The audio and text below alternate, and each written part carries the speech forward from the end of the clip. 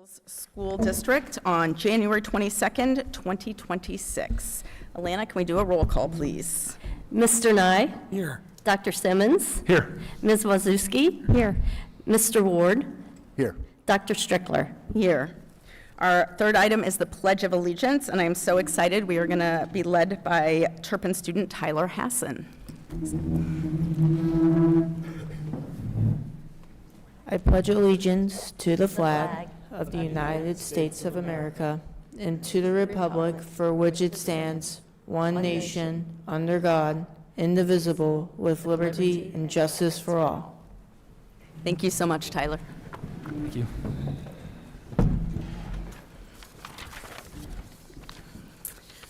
Item 1.4 is a safety briefing, so just an awareness that there are exits up at the top and the bottom of the stairs, as well as over here should we need to exit the building.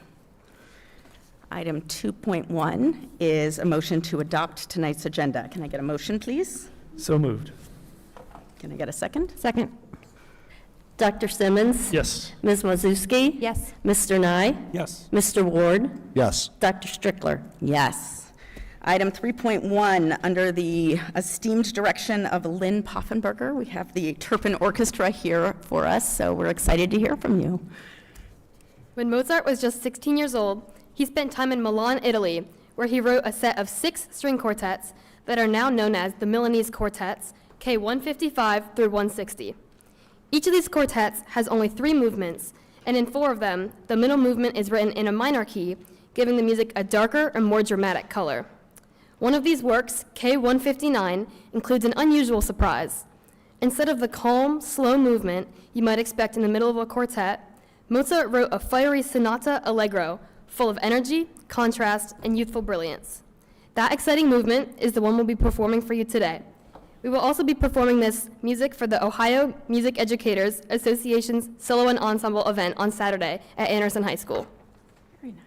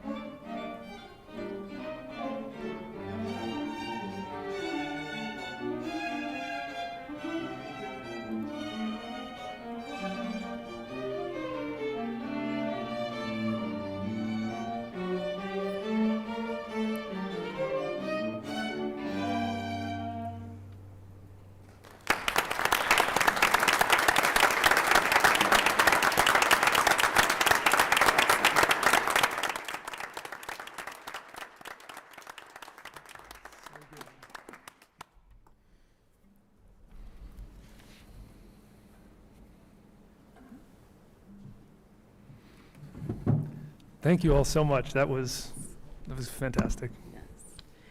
Thank you very much. It absolutely warms my heart to hear the fabulous music that our students are creating. That's amazing.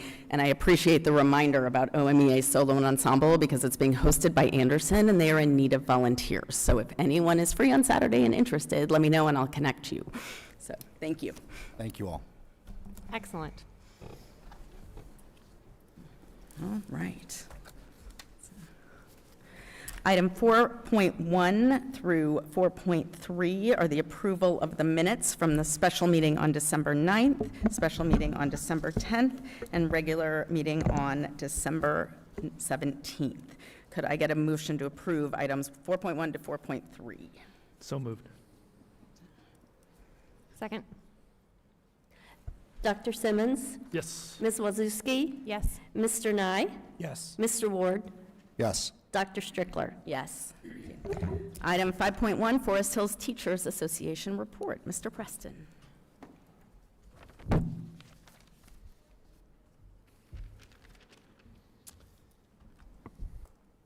Well, it's kind of tough to follow that with our kids. Are you going to sing for us? I did actually play the violin through high school, actually. A little fun fact. Next time, sure. Dust that thing off if I even still have it. Well, good evening to you, the board. I have 3 brief topics this month. First, I want to welcome you into public service for our community, parents and guardians, staff, and the students served throughout the school year. The Forest Hills Teachers Association looks forward to continuing to work towards the success of each learner in our classrooms. Second, as I reported to the board last September, our building and district advisory committees have been working this year to provide vital channels of communication between our certified staff and our administration. Those structured conversations, both at the building and district levels, help to ensure topics of concern that can be raised and resolved constructively. The Forest Hills Teachers Association appreciates the district's continued support of these advisory structures, which reflect our shared commitment to collaboration. Third, our staff and students have returned from winter break, ready to engage in the work of the new semester. As our teams go forward, we strive to make each moment matter in our district for our students. Last, please stay safe and warm this weekend, as no one truly knows how much snow will descend on our city of Cincinnati. Thank you. Apparently. Thank you. Thank you. Item 5.2, Forest Hills Foundation for Education reports. Stacy Gillard. Is going to make it down in her big boots. Good evening. Well, first, on behalf of the Forest Hills Foundation, I'd like to welcome Jeff and Aaron and Jeremy to the school board. We know that this is a very selfless role that you play, but a very important role you play in our community, so thank you. And Happy New Year. So it's like, I feel like January's almost over though, so it's not really Happy New Year. Moving on, thank you for the slide transition.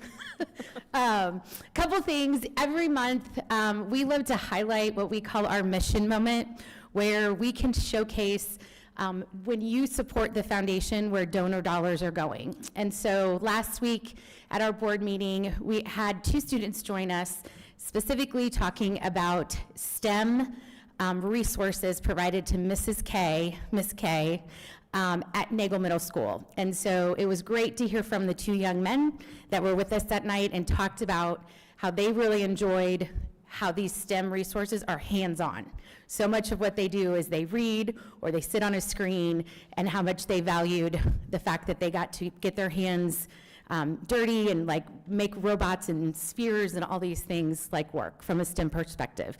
So thank you for all that continue to support the foundation. I did want to give a quick shout out. The orchestra was amazing. And a couple years ago, again, the Forest Hills Foundation, because of our donors, actually gave almost $10,000 to orchestra clinicians. So I love to just showcase how we touch so many different parts of the community when you support the foundation. So thank you. thought it would be helpful to share as we kind of round out the end of the year, but then also I think highlight some of the focus areas this year on the Forest Hills Foundation. First and foremost is to increase student engagement. We know that's really, really important. We want to continue to make a significant difference in the lives of students. In addition to increase alumni engagement, as well as identify new and recurring ways of funding, and lastly, to increase organizational effectiveness, and really being mindful as a board, as the staff, that we want to be below the standard of 30%, so 30 cents of every dollar goes directly back to the kids, and also enhancing our endowment, because we actually do have an endowment since the very beginning. So tonight, I just wanted to highlight two specific ones, was the increased student voice. We believe it's really important to engage them. If you go to the next slide, Arden. Right now, grants are available for students that they can apply for. They are due February 12th, and they will be awarded in mid-March. And we budgeted $25,000. We may be able to even give some more. But we believe it's really, really important that we listen, engage with our students, and if they have projects going on inside the classroom, outside the classroom, we also will have students participate on the review committee because we believe, again, their voice is extremely valuable. So for any parent out there, anyone that knows that if a student, my kid even said something to me, that they want to finish a project or they're working on something but just can't do it because funding is not available, this is a great way for them to apply through the student-led grants. Stacy, can you give some examples of some of the past ones that have been done, past grants that the students have gotten? Sure. And the projects? Sure. Coming? Way to put me on the spot, I Jason. put you on the spot, I'm sorry, yeah. No, it's okay. I love to, well, one that comes to mind that we gave like 2 years ago is we had a group of parents and students come together with Mercer, and we were able to provide additional playground equipment for all ESC students because we know that so many of those students are at Mercer Elementary. What I loved about that is the key to that was that these students can be out there on the playground the same time as the other students. So we were able to support a very dedicated population in that way. We have supported students that I know, like Eli Biederman, actually Wendy's son. He created this path, saw a need. That's what I always love to see. Where's the need? And then how can the foundation help you with that? The path from the parking lot all the way into Turpin High School. So if you park in the church parking lot, there's a path there. Another example is our very first year, which this is probably one of my favorites, is that there were Nagel students that came, 4 or 5, that came to the foundation and asked about wanting to bring back recess and how having time outdoors is really important for their well-being. And so we were able to work with the Nagel PTO as well and provide outdoor recreational materials. We helped with like the tables and chairs out there as well as the basketball hoops. So those are just some examples. And the last one I'll mention is that there's a Anderson newspaper student group that requested funds to get more and updated computers. And that was something we supported last year. So it's a variety, and I would also say there's no age limit. So we know, I know all of you too, having younger kids, they have great ideas too. So while we sometimes hear a lot from Nagel and the high school, we know that we would love to hear from elementary students as well. But Wasn't thanks. that Mercer who got the different lunch trays with your guys' help? That was through years like a ago? district grant. That was a district Yeah. grant, okay. So, but yeah, we are, our mission is about providing resources and opportunities for all Forest Hills students. And having the students have an opportunity to request and identify what that money should go towards, we're really proud of that. So, any other questions? Stacy, some of the student grants from last year, there was a Nagel Cooking Club. Yep, There was a dance team. yep, There was some after-school programs, I think a Spanish program, if I remember correctly. yep. They had a speaker come in and a band that came in Right. at Turpin. So all sorts of different things, whether they're programmatic or some infrastructure ones like the motor yard at Maddox. They touch every aspect of every school. Absolutely. Thanks, Jeff. You just showed me up, by the way, but that was good. I've got my notes from the committee. I'm just kidding. So anyway, so student grants available. We've talked to all the principals. Want to make sure parents and other leaders know that this opportunity is available. The next thing that the foundation is really focused on right now is our alumni engagement. One of the things I learned when I first came into this role is when you work at a public public education, we don't do always a great job of keeping with our alumni once they graduate. And so we are currently in a project with PCI, which is an alumni directory project. That will be completed in about the next 2 months. So for those that maybe are alumni and gotten an email, phone call, know that it is legitimate, that we are working with this company, because the goal is we want to have more contacts for alumni so we can keep them engaged in all the great things happening within our community. Next is, Forest Hills 5K. So just save the date. The 5K this year will be on Saturday, May 9th. I also wanted to give a quick shout out. I will have way more details. Actually, other people are going to come and share details next month. Jeremy Steves, Megan Wolf, Jen Schrager, Laura Dino, Amy Dunlevy, Stacy Foreman, Lindsay Whiter, and Mana Hale are the whole team that puts together this incredible event. So just wanted to say thank you. They're actually meeting tonight. So lots in the works, and we look forward to a great event on May 9th. And then also we're seeking out business sponsors. Always can reach out. I mean, we have a lot of really great partners in this community. And if you want to go to the next slide, I love to showcase that last year, and we hope even more this year. It's a great opportunity through the 5K to actually support not only the event, but also the students at the 5K. And then, let's see. Last thing. We are always looking for individuals that are passionate about supporting students, want to maybe they're interested in joining the foundation board and or volunteering. That may be an event or a short-term volunteer opportunity. But we're really seeking some new people, because new people is always good. So if you have anyone that you know or someone that's interested, they can outreach to me. And I think that's it. So thank you. Thank you, Stacy. Stacy, I just had one clarifying question, sorry, and I may have just misunderstood you. But when Yes. you're talking about the finances and making sure the money is back in the community and with our students, you were talking about the administrative fees of 30 cents of every dollar. So Correct. 70 cents of every dollar goes back into Correct.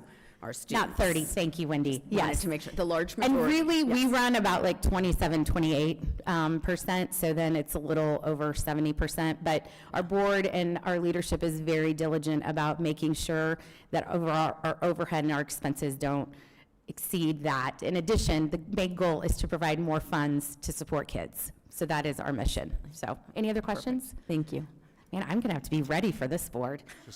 Have a good From the night. staff side, thank you. Thank you for what you do for the teachers. I just want to say thank you from the staff, being on the receiving end of this. It's a huge help, and I appreciate it. Thank you. That's awesome.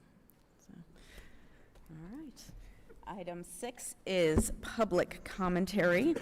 The board is committed to conducting the meetings in a productive and efficient manner to assure that the meeting is completed in a reasonable amount of time, while also recognizing the importance of fair and adequate opportunity for public input. In order to conduct an orderly and fair representation of expression, the board will provide a period for public participation per policy PO 0169.1 at every regular board meeting. Public participation will be a total of 30 minutes. Each speaker will have 3 minutes. If there are more than 10 speakers, individual time may be adjusted down to fit within the 30 minutes. The board does not discriminate based on the individual content of the speech or viewpoint of the speaker. If several people wish to speak on the same topic, the time limit may be adjusted at the president's discretion. Speakers should be prepared to respond to questions from board members seeking to clarify the issue. Our first speaker up tonight is Kimberly Olthoff, and on deck is Sean Martin. Those are our 2 speakers.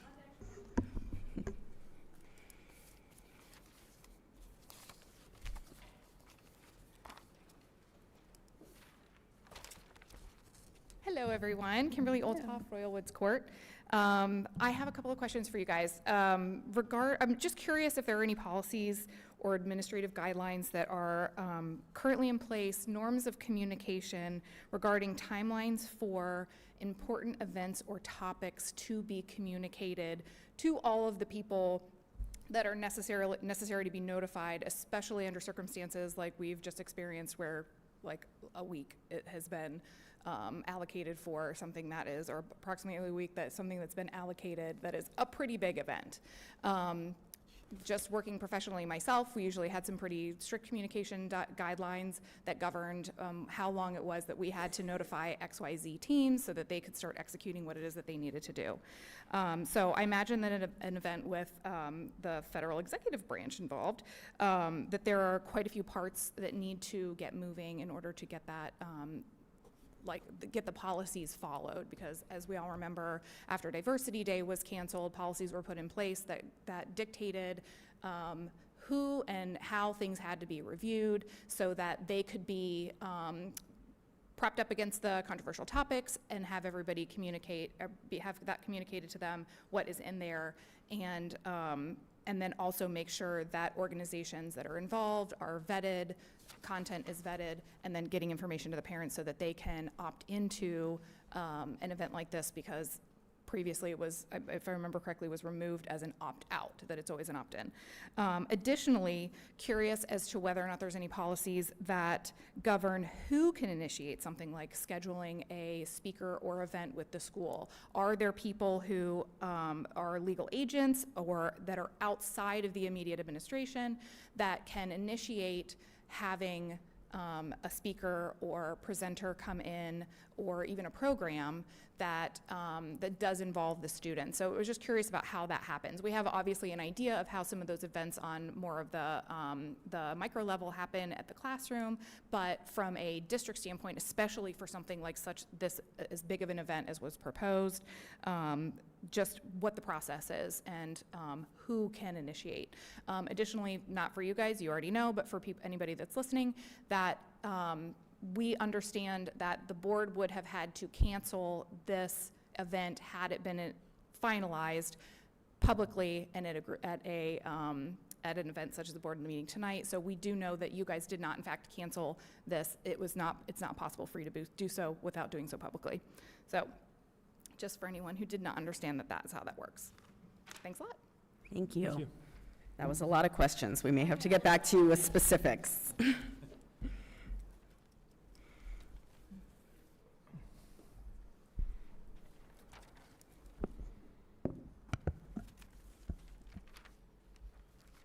Hello, I am Sean Martin, 1113 Shangri-La Drive, and I am coming to, I didn't have anything planned, but I wanted to, there's a lot of misinformation going around, and I've noticed that a lot of the people that are spreading it, all the Sarahs and Lindas and Cheryls and Andrews, they're not here tonight.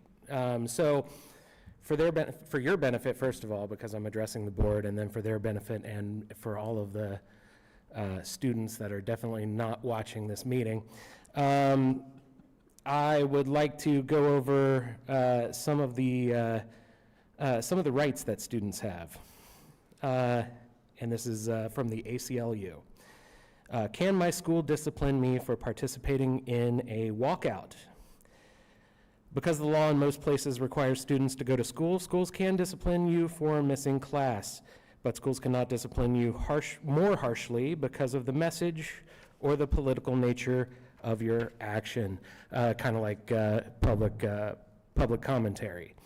And I'm sure there's a policy about how many days you can miss of class, and I'm sure the students that plan to participate tomorrow had their parents call in and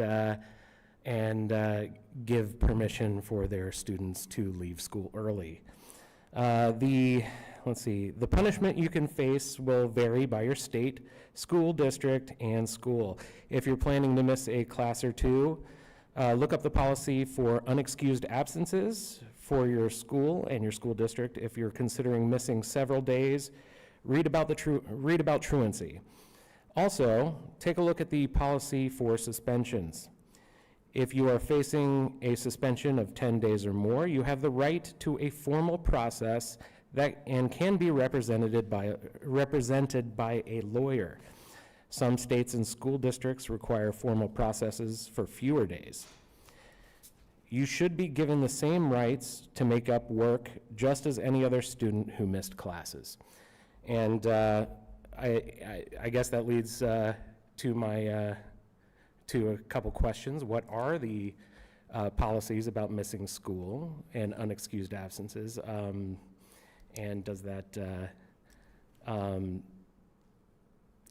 pertain to students who received their parents' permission? And I also had the same questions that Kimberly had, so looking forward to hearing those answers.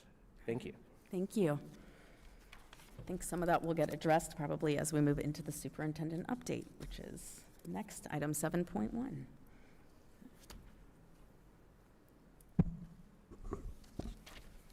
Thank you, Dr. Strickler. First of all, in Ohio, January is School Board Recognition Month, and the school board members exemplify local control and decision-making in education. Too often, I think we forget the personal sacrifices that board members routinely make. They volunteer many, many hours and an immeasurable amount of energy to ensure that our schools are providing the best education possible for the children of Anderson Township and the village of Newtown. These men and women are elected to provide the framework for our public schools. They represent you, and they take this responsibility seriously by attending lengthy and sometimes challenging meetings. Our school board is one of more than 700 such boards across the great state of Ohio. These boards enable us to have local control over our public schools, control that is in the hands of people we know, people like your neighbors. In the tradition of a representative democracy, school board members are our connection to influencing how our public schools are governed. With the advice and counsel of our educational professionals, the school board has an impact on virtually every aspect of the Forest Hill schools. The school board is also responsible for assuring the public that the money allocated to public schools is providing a good return on our investment. To Dr. Wendy Strickler, Dr. Jason Simmons, Mr. Jeff Nye, Ms. Erin Walzewski, and Mr. Jeremy Ward, I wish to thank each of you for your dedication and civic responsibility and your willingness to serve our community. I have provided each one of you with a certificate of appreciation, and to all listening, I'd ask that you please make a special effort to send a kind letter, email, card, just say thanks. The next time you see them out, or next time they're at Kroger's, or wherever you run into them. Don't go to Kroger's today. So, I appreciate you, and I would ask that you join me in a round of applause for men and women of the school board.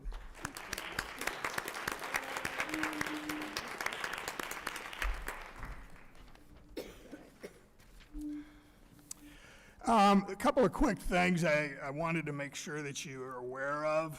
We just received word that all 9 of our schools received the Purple Star Award designation from the Ohio Department of Education and Workforce.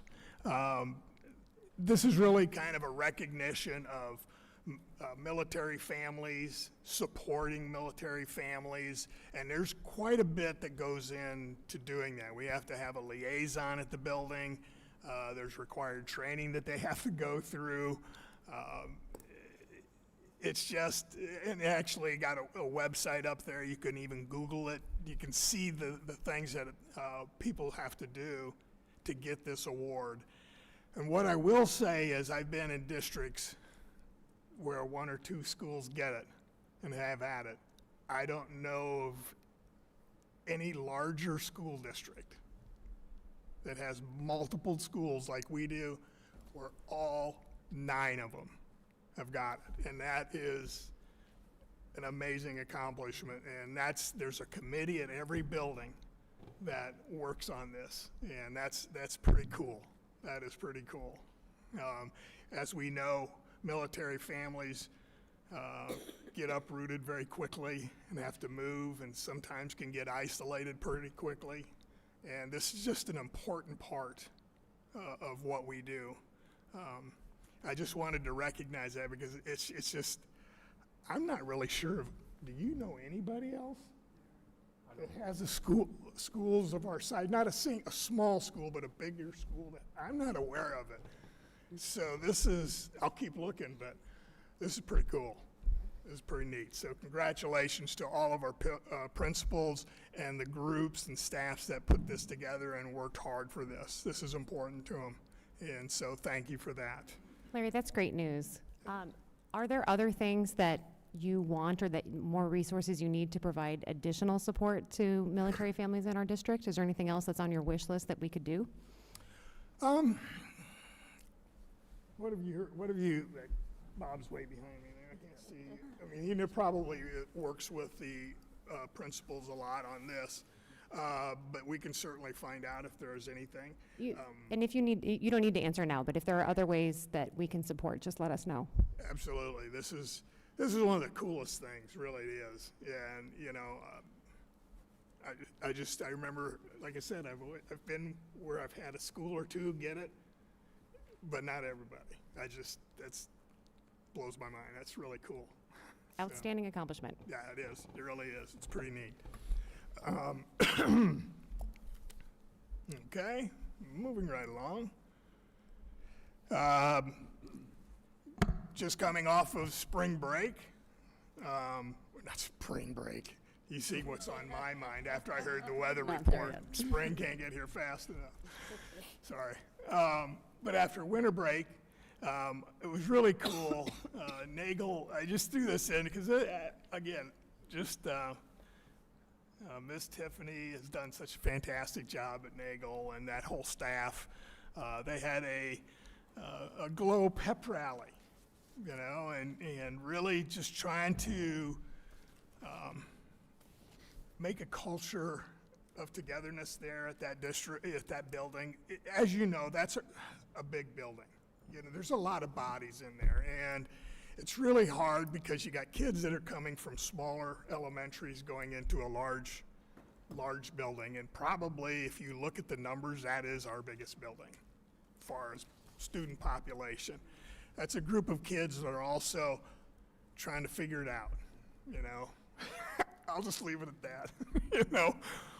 We've all had junior high students, maybe. I know I have. So that was just always an awkward stage and time, and it was so great that they do these things to develop a unity and a positive environment for those kids.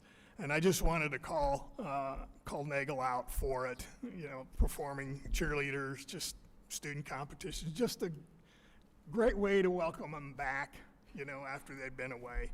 And so thank you again to Nagel for what they're doing with our kids. That's a big part, and it's also in our strategic plan about transitioning and stuff. And we have a big transition from 6th grade into the junior high, and then from Nagel out into the high schools. And so I'll talk about that here in a second as well. Just a quick announcement there as well. If you're incoming 7th grade parent night, this is a big one. Okay, next week, 7 to about 7:45 at Nagel, and really this is really important because I know parents, especially if this is your first one going to Nagel, it's easy to get nervous about it. Your kid's growing up. It's classes, just the whole thing is different. They do such a fantastic job of helping these kids adjust and get into it. So I want to get that on your radar. Information is going out from Nagel to the students. We invite 6th grade students up. So all this happens during this semester. So if you find out that your 6th grade students gets invited up for lunch, you know what's going on. It's just so that they can see what, it's really pretty cool. And we have ambassadors, we have people that help our kids feel comfortable. And then we send teams out to all the elementaries. And that happens usually in February. We send our kids out, again, counselors, administrators, and talk about what classes are gonna look like, opportunities to be in organizations that they've never had opportunities to be in, and while they may be involved with a lot of stuff, there's all kinds of peewee stuff and going on and church activities and scouting and whatever. There's a whole nother plethora of events that now become school sponsored that they can get involved in. And so we really try to help them feel comfortable. So really be watching it. You're gonna start getting quite a bit of information if you got a 6th grader going into 7th grade, okay? And finally, the family open house in March, so we don't just do a one and done. We try to keep it going so that our people feel comfortable, they know who to talk to, they have a connection there at Nagel. Again, trying to make a big building feel small. Just some quick things we needed to know. Moving right along. Larry, before we move on, does Nagel do anything for 6th graders who might be at elementaries outside the district who might be coming into middle school? Do they have an opportunity to come have lunch, tour the building, that kind of thing? Well, if we know, we Obviously, they're certainly hard to find. contact the principal, Yeah. we'll set up tours, we'll do all, we can do that kind of thing. We don't reach out to any of that we don't know of. Okay. But Do yeah, we if still have there's- web? It's been a few years since I've had a middle school, or if web still exists, right? The first week of the year, they would be involved in that kind of introductory entry point too, I would think. I didn't know if something But changed. if there's anybody years that's away. coming, let's say from a private school, elementary, and they're going into that, they simply contact the junior high. We'll set up a time we'll show them around, we'll get them involved, we'll give them these dates as well. And so there's multiple ways that we do it. I just wanted to get some stuff out there so people can see. Kindergarten registration, very quickly, again, it's on us. Yes, for next year, kindergarten registration, and the law has changed. So it's important to understand that a child has to be 5 on or before August 20th, which is the first full day of school. That's what basically the new law says. So just wanted to make sure we got to get that out. We just got to keep pushing it out. Again, not all of our kids go to our preschools. In fact, the vast majority of our kids don't go to our preschool. They're out and about in a variety of avenues, whether it's they are at home with a parent, grandparent, or they're in some other. Larry, does that date change yearly with our first day of school? It can, yes, but it's always the first full day of school. Yep.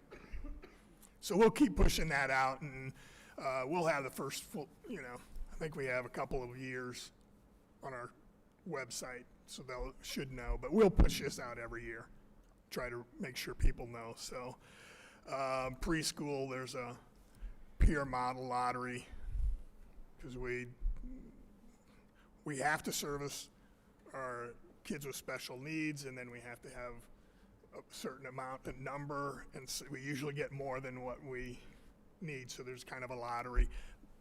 Parents are aware of it, but we keep pushing that out. But I do want to mention this. All 6 of our elementaries are also Hall of Fame schools, as recognized by the Ohio Association of Elementary Administrators. So it's pretty cool, too. So you're coming into a quality school district at kindergarten, so we're excited about that. So we'll always toot that horn for our people. Step Up to Quality Award is that's the big one for preschools. And we've got that gold award, and we're gonna keep it. It's just an important thing that we do. So our whole staff really works hard at that. Okay, so moving right along, I wanted to get those things out of kind of key things out there. I also wanted to mention our strategic plan. We've sent that out. We've updated that. The entire strategic plan is out there with goals and metrics. We have a lot of them. So for me to be able to go through all of those and go into great depth may be a challenge. So I've met with Wendy. We meet, and we'll meet and talk about this a couple of times a month. But for like the next one, I can tell you the information will be probably around iReady results between what we got in the fall. We just did our winter ones. We just got the data. In fact, I was downstairs earlier today, and Bob Buck was talking, as well as Chuck, with the Nagel people about the results. What did it show us? So they're just getting that information, so they're diving into what they need to do. What does that tell us? What options and how we're going to improve it? That was actually one of the questions. I heard Bob talk about it. I sit down and I listen to see what they're going into. But we talked about this one because I met with this group. This is my Superintendent's Leadership Council. It's made up of a group of kids recommended by their principal as leaders in their schools. We've got grades, seniors, juniors, sophomores, freshmen, 7th and 8th grade students. And then I go to the elementaries physically, and I go to the student council and talk to them. But really what I do is I spend a little bit of time, maybe 5 minutes or so, just talking about leaders, what leaders are, and pick their brains on what they're doing. And this is a sharp group of kids. They're fun to talk to. As a matter of fact, that's what we do. We spend a little bit of time talking about what it means today. That particular day, we talked about how you have to be adaptable and adjust. Good leaders have the ability to see something and I got to switch. This isn't working. So what does that mean, and how do I do it? And so that's really, and we don't spend a lot of time, but we spend a little bit of time because it's important. Now next time we'll pick another little subject within leadership. Just, sharing and talking, what's it look like to you? And then we start talking about an area of focus, and we spend more time on that, which this time was about workforce development, college career exploration, and future planning, which is, again, part of the strategic plan, if you, excuse me. And so some of the survey questions we talk to the kids about is helping them understand what it is they're thinking about. Are you looking at anything? Do you feel like you've got an idea? Most of them do. Most of them really did, especially when you start talking about juniors and seniors. And I was 100% of them agree that they have goals for their future. They feel very confident about graduating. So this is all of them. They feel good about finding a good job. One of the areas, and the biggest area of improvement that at least I got out of this was our older kids seem to be aware of it and really good and really invested in their time. Zello used to be the package they use. We abandoned that at the high school level because kids weren't using it. So we use a different package now. And most of the kids have really gotten on it. Not as much when you go down younger. When you get into the 9th graders, not so much. They had, maybe a little bit. So that's concerning because I think we have to expose our kids quicker. I think that's one of the big things with when you start looking at career developments, and this program does a lot of surveying of their, what do you like, what do what do you feel good about, what are you strong at, and then they starts opening up and starts talking about different professions, different ideas. But one of the things that caught my attention when I was talking with them and then looking at the survey was, it was, I don't want to say left to chance, it just didn't seem to be as, we need to really dive in and say, okay, let's lead this. So the question becomes, okay, when do we do it? Do we do it, take it out of a partial class? Do we do it during a homeroom type thing and build it into our schedule? Because I think once they got on it, the thing I liked about it from the high school perspective is the kids liked it, which that's good.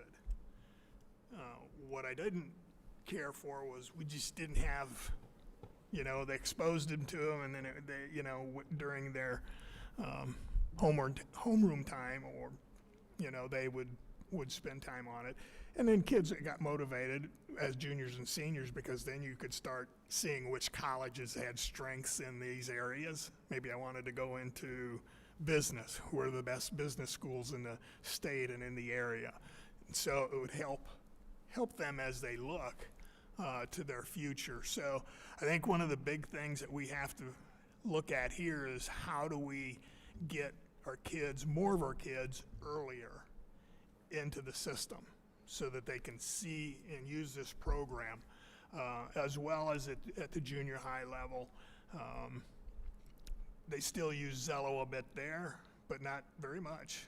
And so we need, again, we're not expecting a kid in junior high to say, you know exactly what you're gonna do, but you gotta be exposing kids. We have to be exposing kids to what's out there. What's the job market look like? What does that mean? If you wanna be in healthcare, is the only thing I can be a doctor? Oh my gosh, there's so many different avenues within healthcare.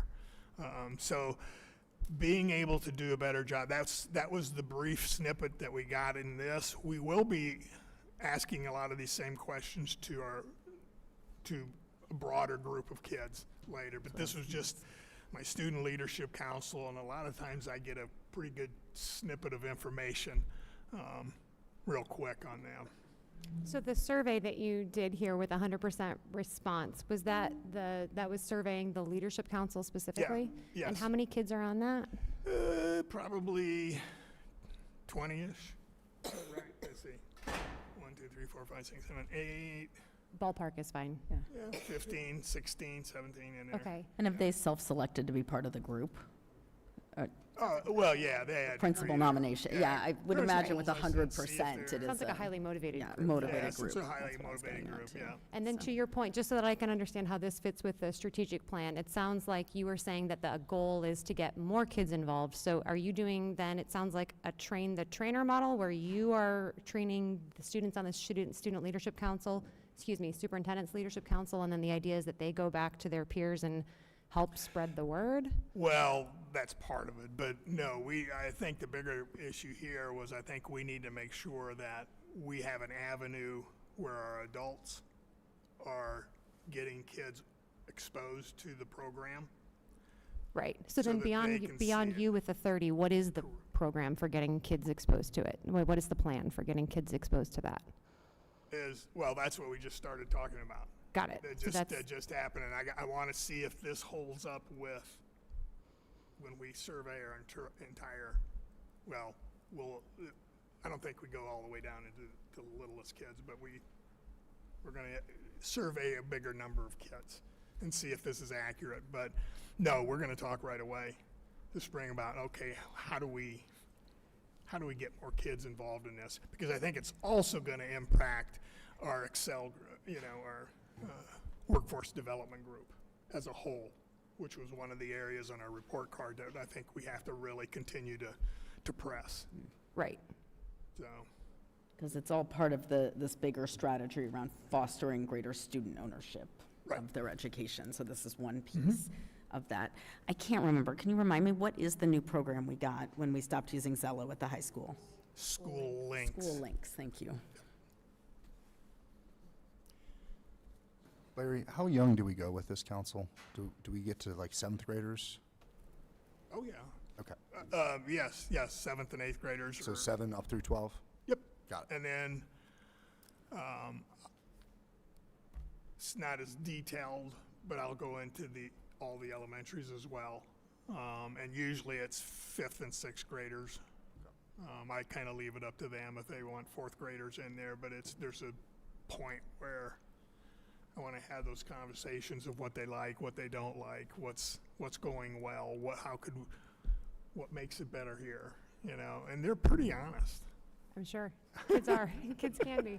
And in a typical superintendent leadership council meeting, what's the rough breakdown of the time that you are giving information to them versus they are reporting back to you or reflecting or doing some of those goals?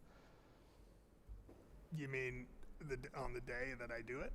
Yeah, just through the program. Is it mostly them receiving information? Oh, yeah. I like I said, I'll spend just a little bit of time talking about leadership in general because I think that's what makes them, this particular group, that's kind of the common denominator. They've all been recognized, you know, and so I just continue to try to help grow that in them. So there's just a small amount of time of you talking and then the majority is Oh, them. yeah, I don't spend a lot of time. Great. No, a lot of times just asking questions. Great. Getting them to talk. It's a pretty chatty group, so they're not afraid. And the good news is some of them are here from last year too. They went up and they're still on there. So we had a new group in, and we had some that went from Nagel to the high schools. So that's pretty cool to see the changes in them. And everything I've heard is that the kids like it, enjoy it. We usually have pizza or Chick-fil-A or something. Not trying to push anything one thing or another, but we try to feed them and do it we bus them over and we get them back and we take care of them. So good opening. Good. As we look at the goals for this group, I know in the strategic plan, we still had that the information was coming. Is there a plan to kind of quantify that? Like if the goal is to grow student engagement with Zello and School Yes, Links yes. earlier, then how are we going to quantify and be able to Yes. see whether that's happening? Well, I think we have the ability to do that, and I think the new system that we're looking at helps us. What's the name of it? The one that's we're just now going to get started on.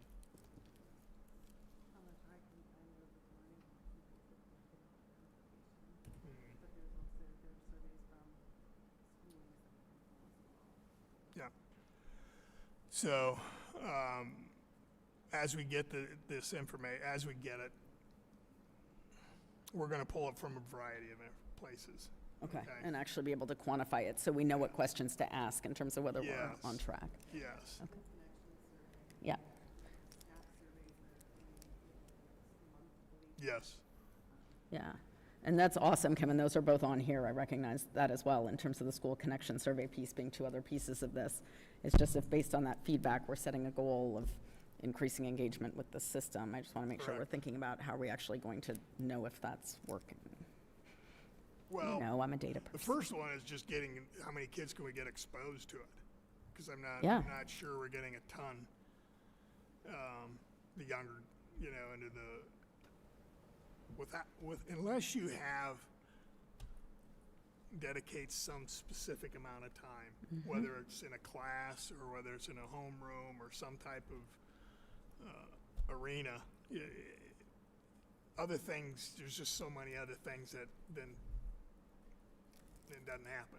I agree. So I think Yes. we're going to have to, just from this initially, my first thought is we're going to have a Designated system that we're able to get in front of the kids, all kids, not just our leaders, but all kids, to get them exposed to this. And it's just too important.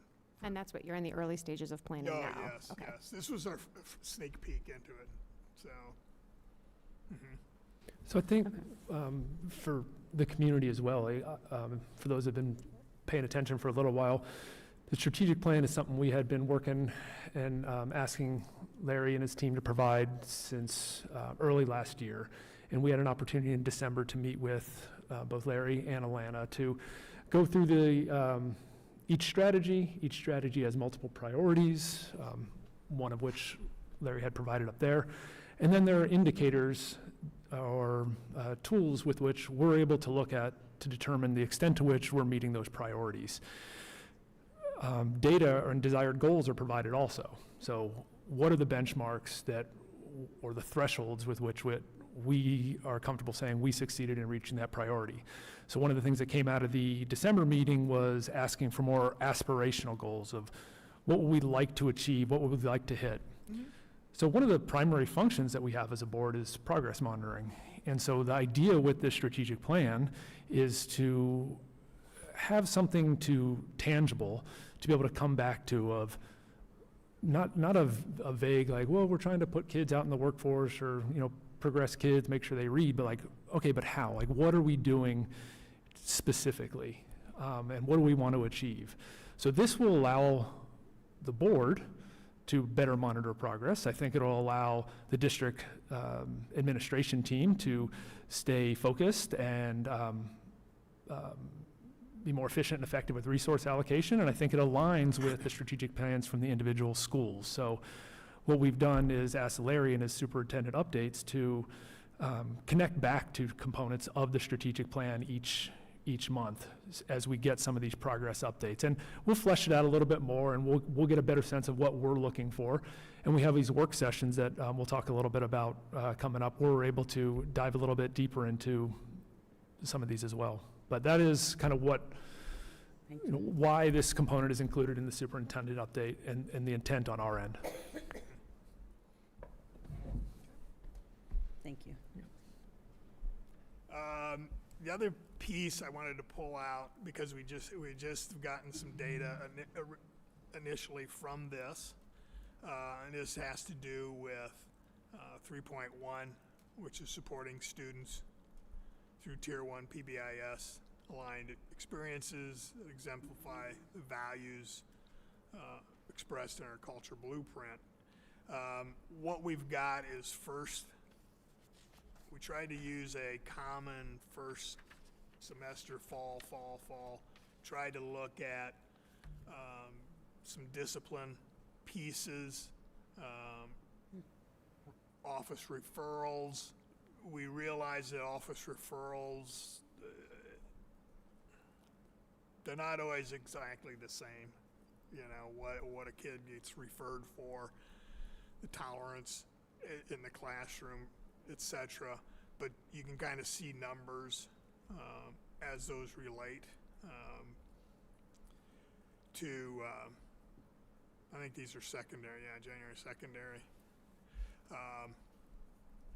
But the other one on there is recommendations for expulsion. Obviously, those are numbers that to be recommended for expulsion, those are typically going to be more severe type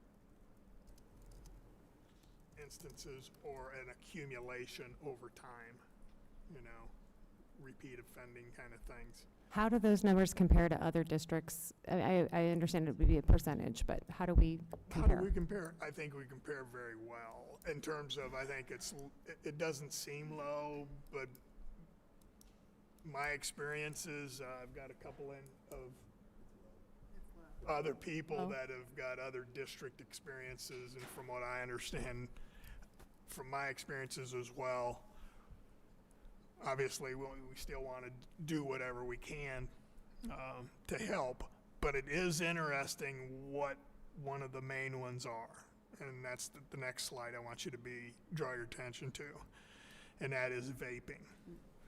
Can I make a request before we go on, just in terms of looking at the data? Often the way you'll see the PBIS data looked at to be able to get that comparison is what % of the students have 2 or less office referrals. Yep. And the expectation is the large majority would, right? Like 80% or higher is the expectation based on public health research. So if we looked at it from that perspective and could see what % of our students are generally avoiding the office as a rule based on the supports we're providing, I feel like that might help provide a better way to benchmark it in terms of understanding it comparatively. Those were just total numbers.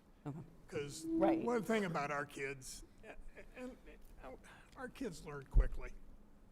If they get a lot of times, that's all they ever see them. then they're done. You know, which is, like I said, I was trying to draw from experiences of others on my cabinet that have other district experiences as well as my own. That's good. But the thing that bothers me, and I think, and this is also going on everywhere, we've got a problem with vaping in our society and here.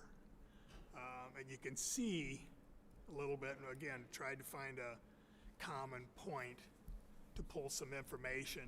We put vape detectors in, which helps locate problems, helps us get to, you know, to where kids are. And obviously the one that concerns me most is the THC vaping. Now, just so you know, vaping of any sort is not good for you, but vaping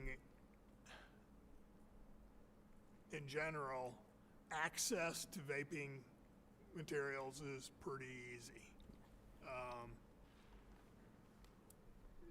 And I think people know that. I think there are people that are trying to deal with that from law enforcement. The other piece that's going on with THC components is you also have THC vapes that are legal in the sense that they have been chemically altered so that the molecular arrangement of the molecules that make up THC is different.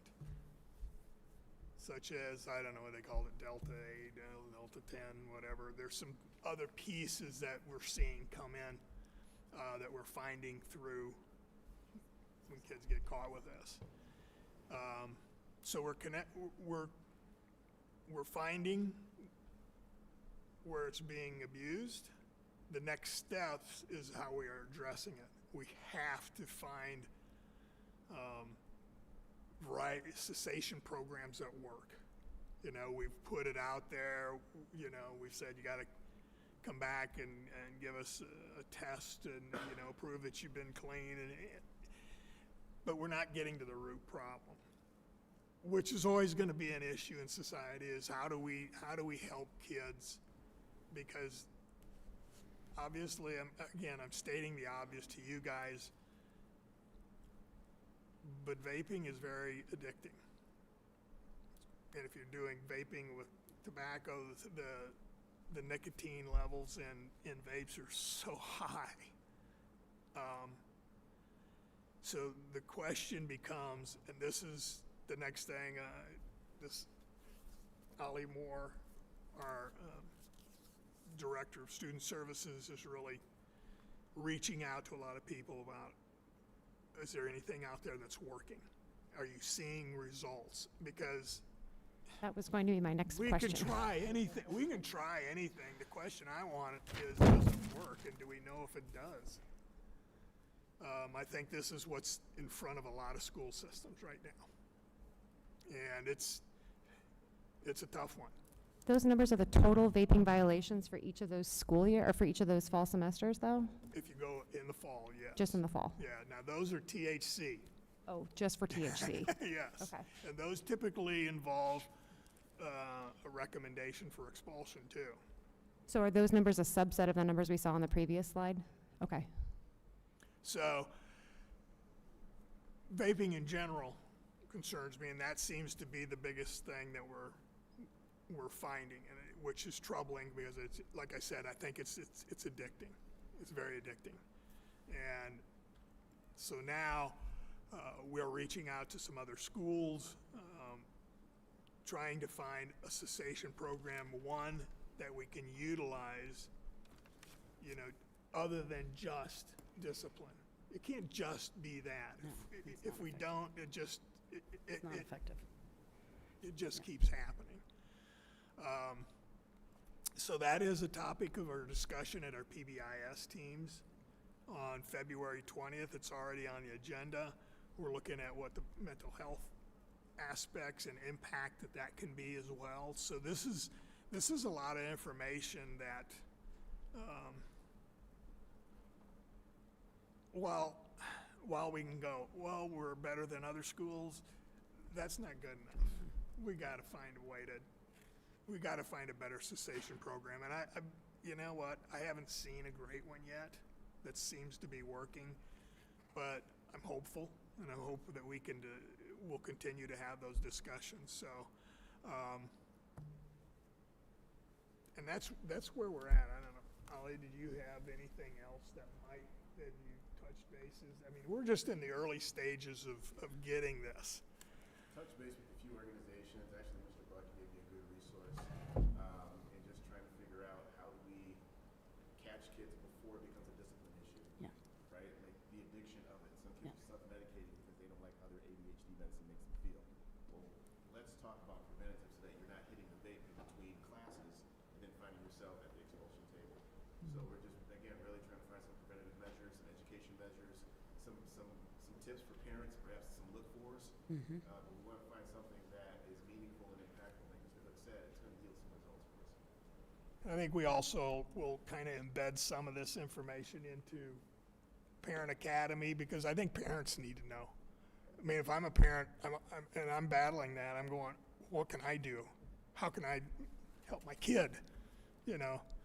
Are parents notified if there's a vaping violation for their kid? Okay. Oh, yeah.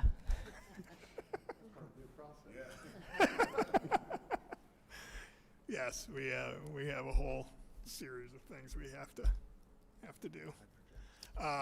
But those are the two big ones. Was that my last? I can't remember if that was my last slide.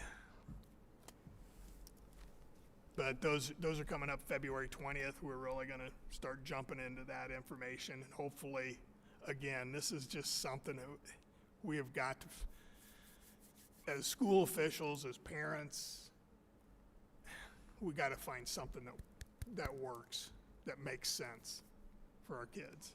And I think this is one of those potential runaways, you know, and you don't have to, I mean, you can go down Beachmont, and after you get by all the chicken stores, the next ones you see are the vape stores. So I just think that we've got to figure this one out. So, thanks. I appreciate you on that. Okay. What else do you need me to? I think that's it. Do you want to talk about anything Yeah, else? I was going to say, would you mind addressing a little first the potential Friday walkouts? And I will just say, as a little bit of an introduction to this, that I can speak for myself, and I believe the board members in general, that most of us found out about this through social media chatter the same way others in our community did. I will absolutely stand up here and attest to the fact that none of us have had any involvement with this. We are not fostering walkouts in our schools. We absolutely respect our kids' civil rights and appreciate the ACLU reminders from Mr. Martin. That said, as I've responded in emails, we are not involved in this. We absolutely respect and trust our building administrators to handle this walkout and missing class issues as they would with any other truancy or attendance issue. But I would love for you to just speak to the logistics of it. Obviously, safety of our kids is paramount Yeah, for four all of big us. points. Number one, and you just mentioned it, is I want to make sure that people understand that Forest Hills School District, we do not sponsor, we do not endorse, we do not organize, we do not promote, we're not providing food, we're not doing anything from that regard. This is not something that we're doing or organizing. Two, safety is critical, and we're always going to protect our students. So, in the event, Larry, we've could you always pause and speak to what do you have planned as far as safety?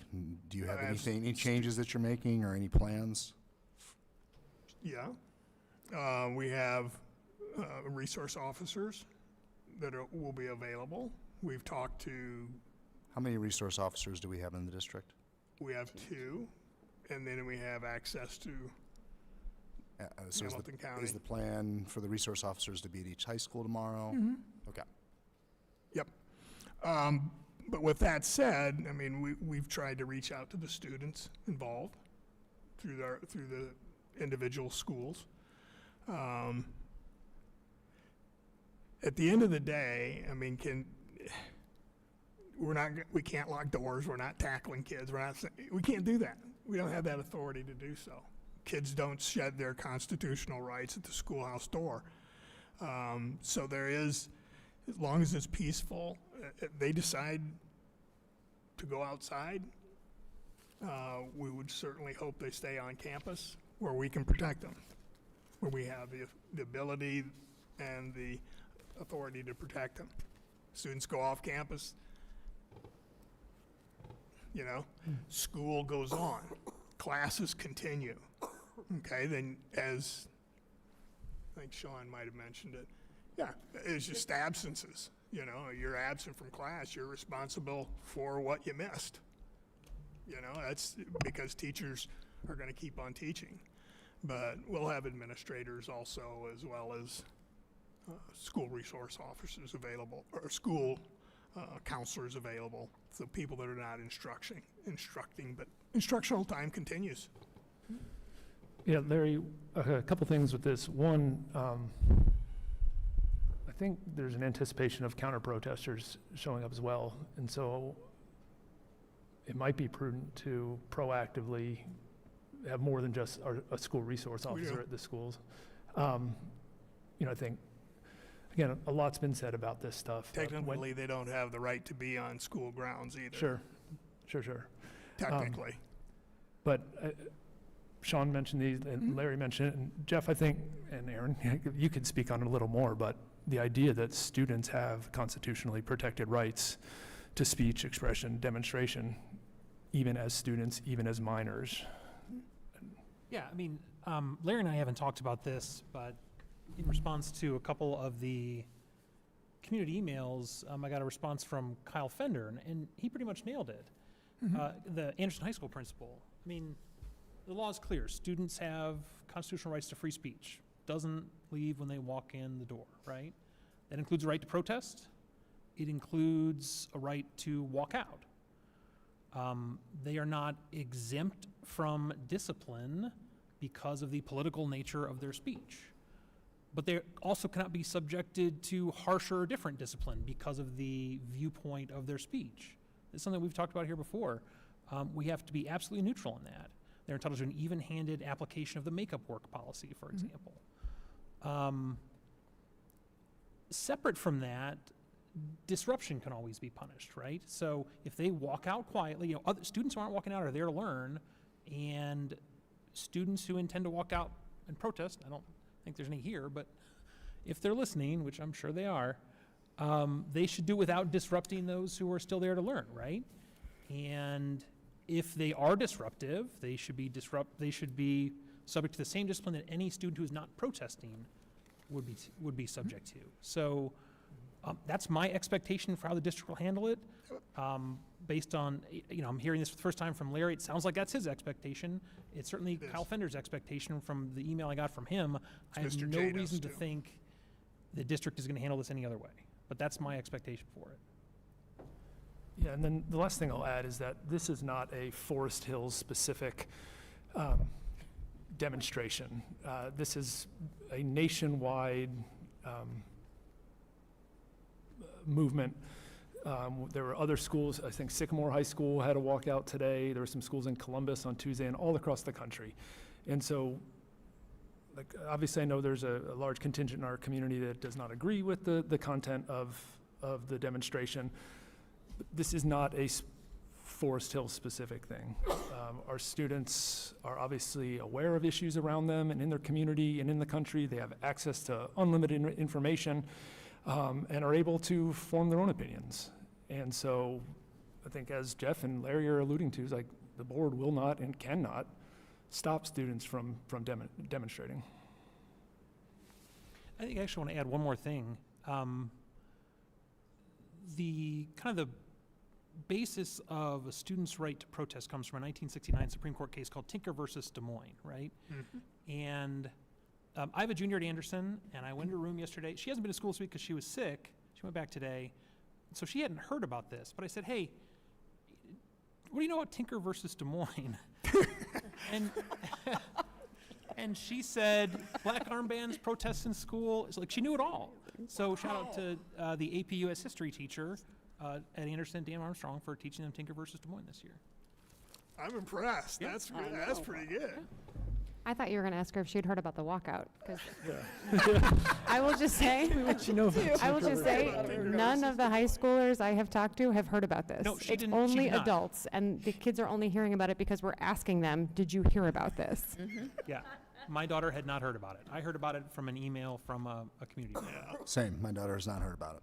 Also true in my house.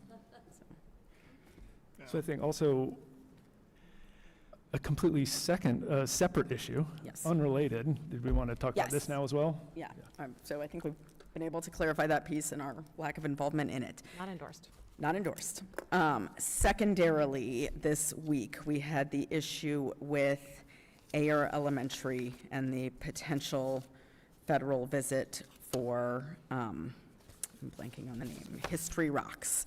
And there has been a lot of confusion around timeline, when this was first notified, what was happening, where we were in the district, and from a board perspective, it was Monday evening at the end of the holiday weekend when we got an email through asking about this. Can you please back up and just kind of cover where this came from, where it went, and the in-between? Yes, briefly.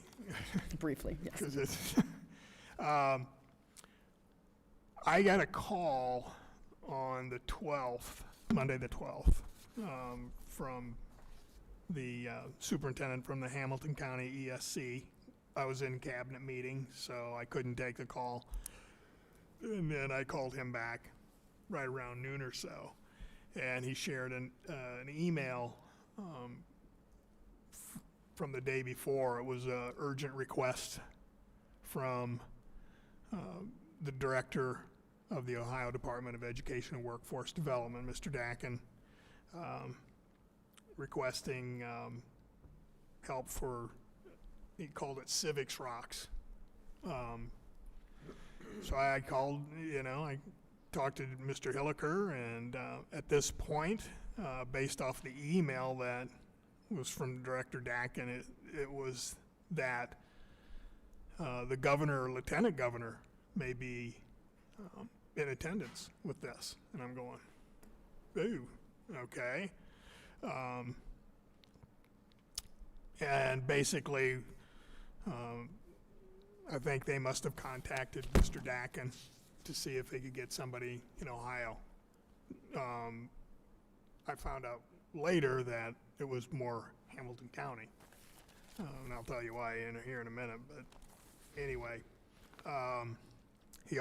Dakin had also mentioned that it wasn't likely that anyone from the U.S. Department of Education would be there.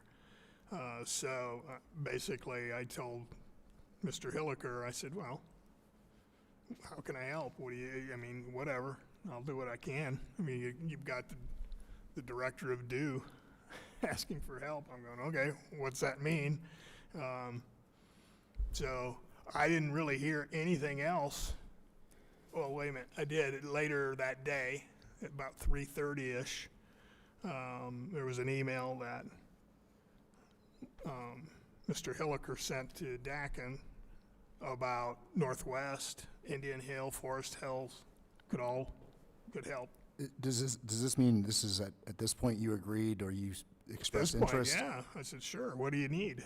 Had you vetted the program at No, I this didn't even know point? what the program was. At this point, it was Civics Rocks. That's what the Director Dakin had mentioned. So it goes by Civics Rocks in these emails, and then it advances to History Rocks, Yes. which is what I Googled.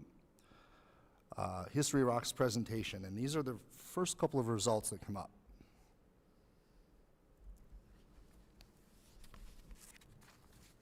From the New York Times, the headline reads, Linda McMahon's school visit sponsored by conservatives draws protest. And there's a paragraph describing the protest in Colts Neck, New Jersey, during the first one of these stops. The next stop is from newjersey.com, and it says, here's the first paragraph. Let me find it here. I apologize, I lost my spot.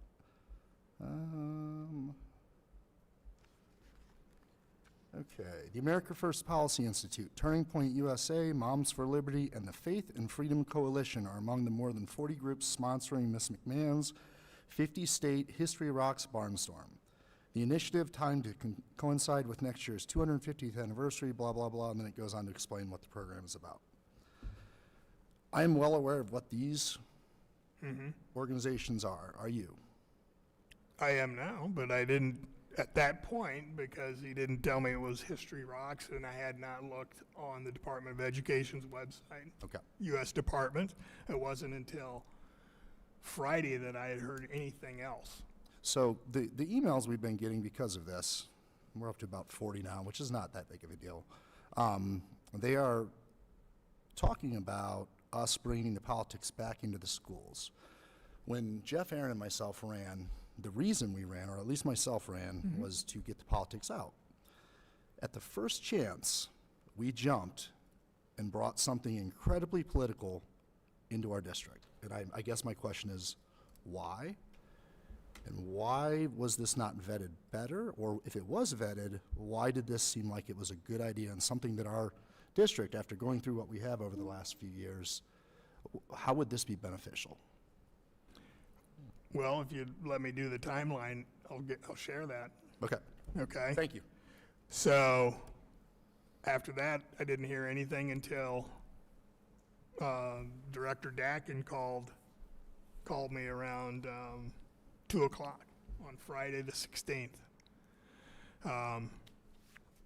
And asked, or basically said, you know, Air had been selected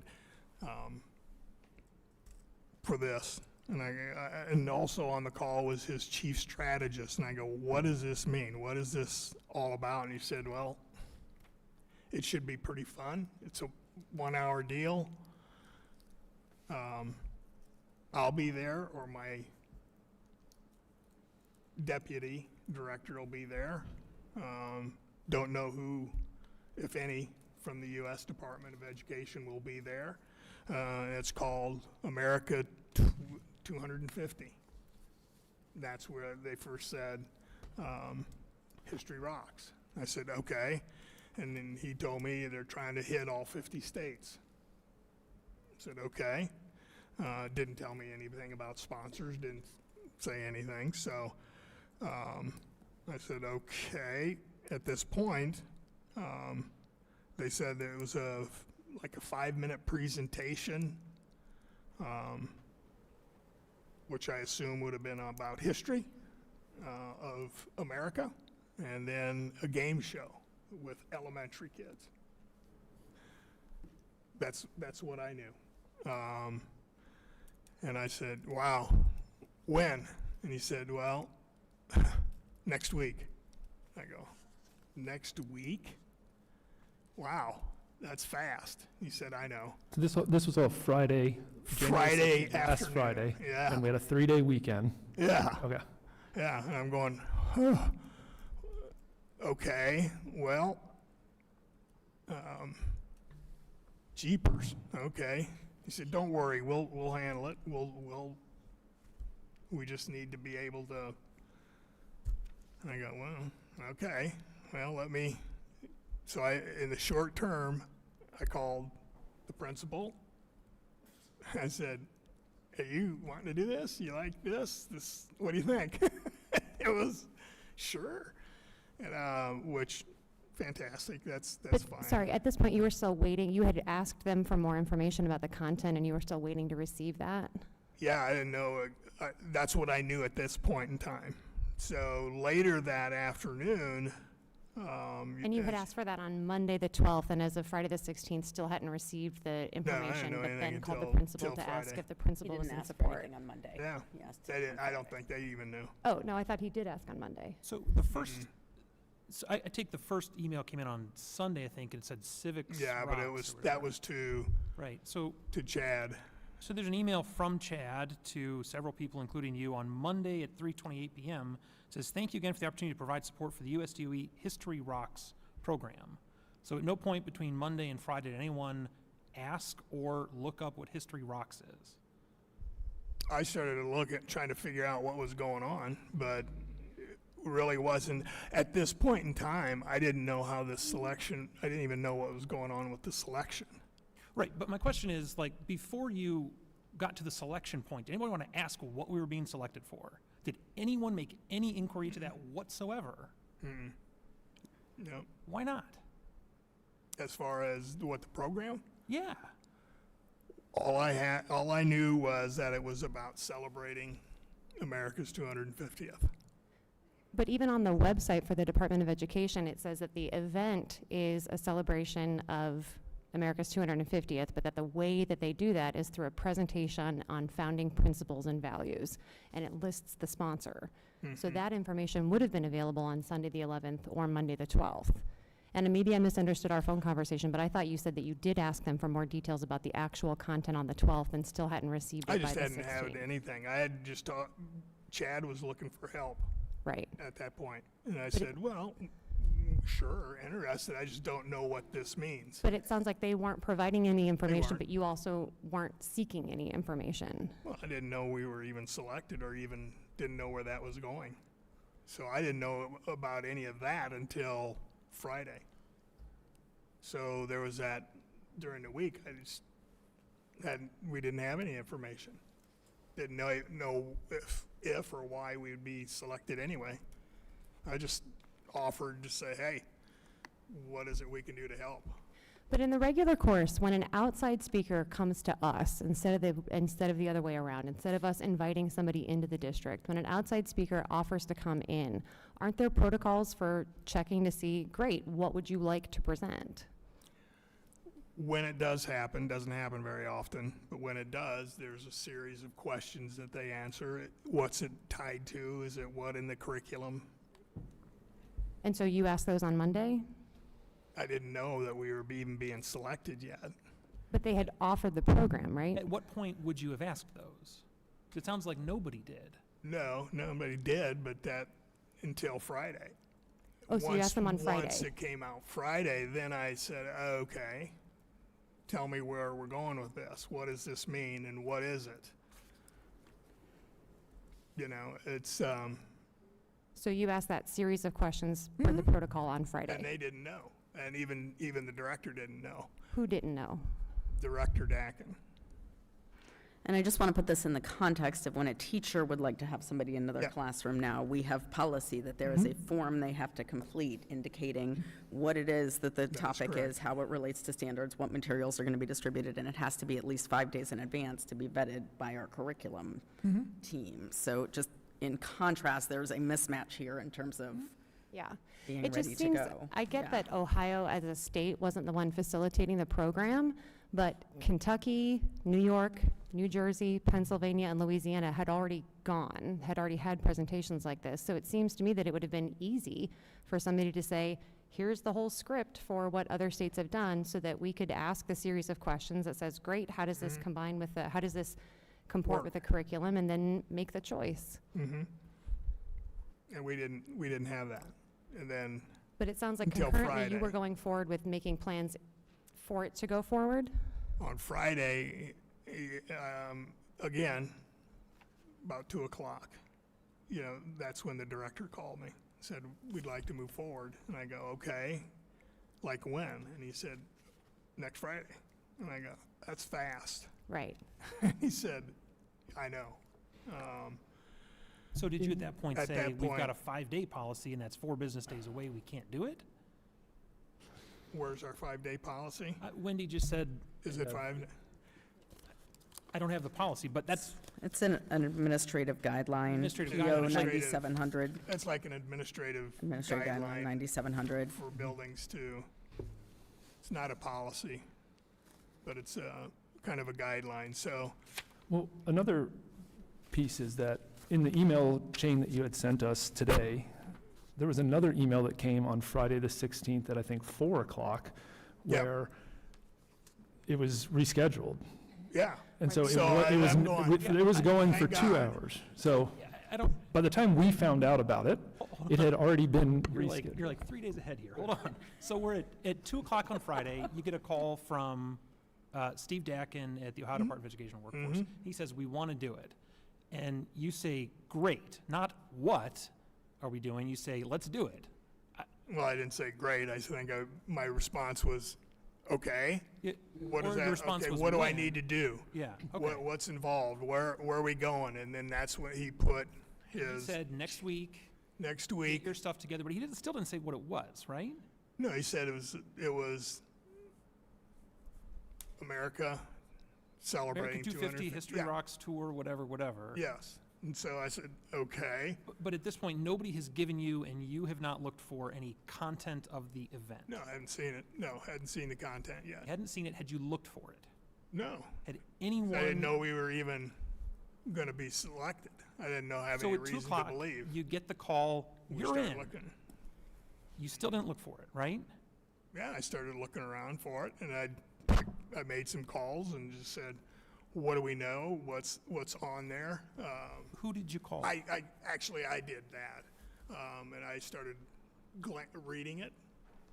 Then I get an email later. Hold on. You said you made some calls. Who did you call? I made a call to the principal. Are we okay? Do you want to do this? They seemed to be excited, so I said, okay. I don't know anymore yet.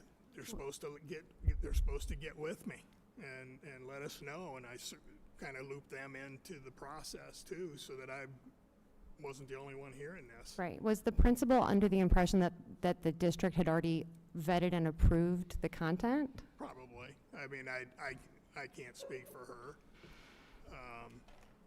I can't speak for her, but. And then why was would the she not? overall? Why would she not? I mean, she would. Right. Why would she not? I would If the not. superintendent is calling her about it, right? I just said, So then was the tenor of that conversation more of a facilitation, let's make this happen? Like what do we need to do to prepare the I figured, facilities and okay, AV and? we've got, at this time, I didn't know who was coming. I still didn't know if it was the governor was coming, the lieutenant governor was coming. Right. Or if it was gonna be Dakin. So what was your plan at that point, not having received the information about the content? What was the plan for getting that? They had told me that they would get more information to me, on Tuesday. On I believe Tuesday? it was Tuesday. Yeah, Okay. I think the emails you saw. And did you have a backup plan for what would happen if the information came in and it did not comport with the district's curriculum standards? Well, we would told them no, but I didn't. But who would tell them no? You or us? You would have. I would have had to tell them. But at the same token, by 4 o'clock, then a little more information came from the U.S. Department of Education. Right. And that's an important part of this timeline, but I'm curious, at what point was the plan to loop in the school board? When were you planning on talking to us about it? Well, I was going to talk to you before the day, but then by 4 o'clock, they said it's not going to happen on that day. Before we get to then I could go, okay, let's You really don't want to get figure to out 4 what's o'clock. going on. I'm not ready to get to 4 o'clock. We're still at 2:53. There's an email at 2:53. This is from Carrie Jones at the Ohio Department of Education and Workforce. It's addressed to you and the guy at the federal DOE that says, please let this email serve as a formal introduction for the purpose of coordinating efforts around the America 250 History Rocks Tour. And it's got a little bit of information, asks about what time of day, et cetera. And down there in that email, there's a link that says, there's some summaries. Where? Elementary school in Ohio. When? January 23rd. Purpose, entails, duration, 1 hour. Here's the press from the kickoff event in Pennsylvania. It's a link to a news article about it. So this is the Federal Department of Education had forwarded that information to the state, who forwarded it to you. So this is the Federal Department of Education's chosen framing for this event. They said, we want you to know about this event. Here's the news coverage of it. Mm-hmm. Did anyone click that link? I don't know. I did. You. I mean, yeah. Of course I did, What- but What I did you didn't, see there? Because what I saw is a short article and a video of Linda McMahon talking about dismantling, their words, the Department of Education. Does that sound like an educational event to you or a political event? no, but he had also told me that she wasn't gonna be there. He said she wasn't going to be there. Yeah, she wasn't gonna be there. So your understanding is that that message was specific to Secretary McMahon, and that if somebody That's what else were I going to be there, understood. that there would be no discussion related to what she That's had what I done in understood. other states? Or that was my impression, yes. Okay, so it would be new information from a new speaker, but we didn't know what that new know who information it or new was. message would be. Correct. And then But we still went forward with saying yes and what else, calling what air. is there to do? So, and then that's when I first got an email that I got looped into on at 4. And that was, We've received a number of emails from people talking about money being spent already on this celebration. When did that come into play? When was this communicated with PTOs or boosters or anyone that may have been spending this money, or is that not something that actually happened?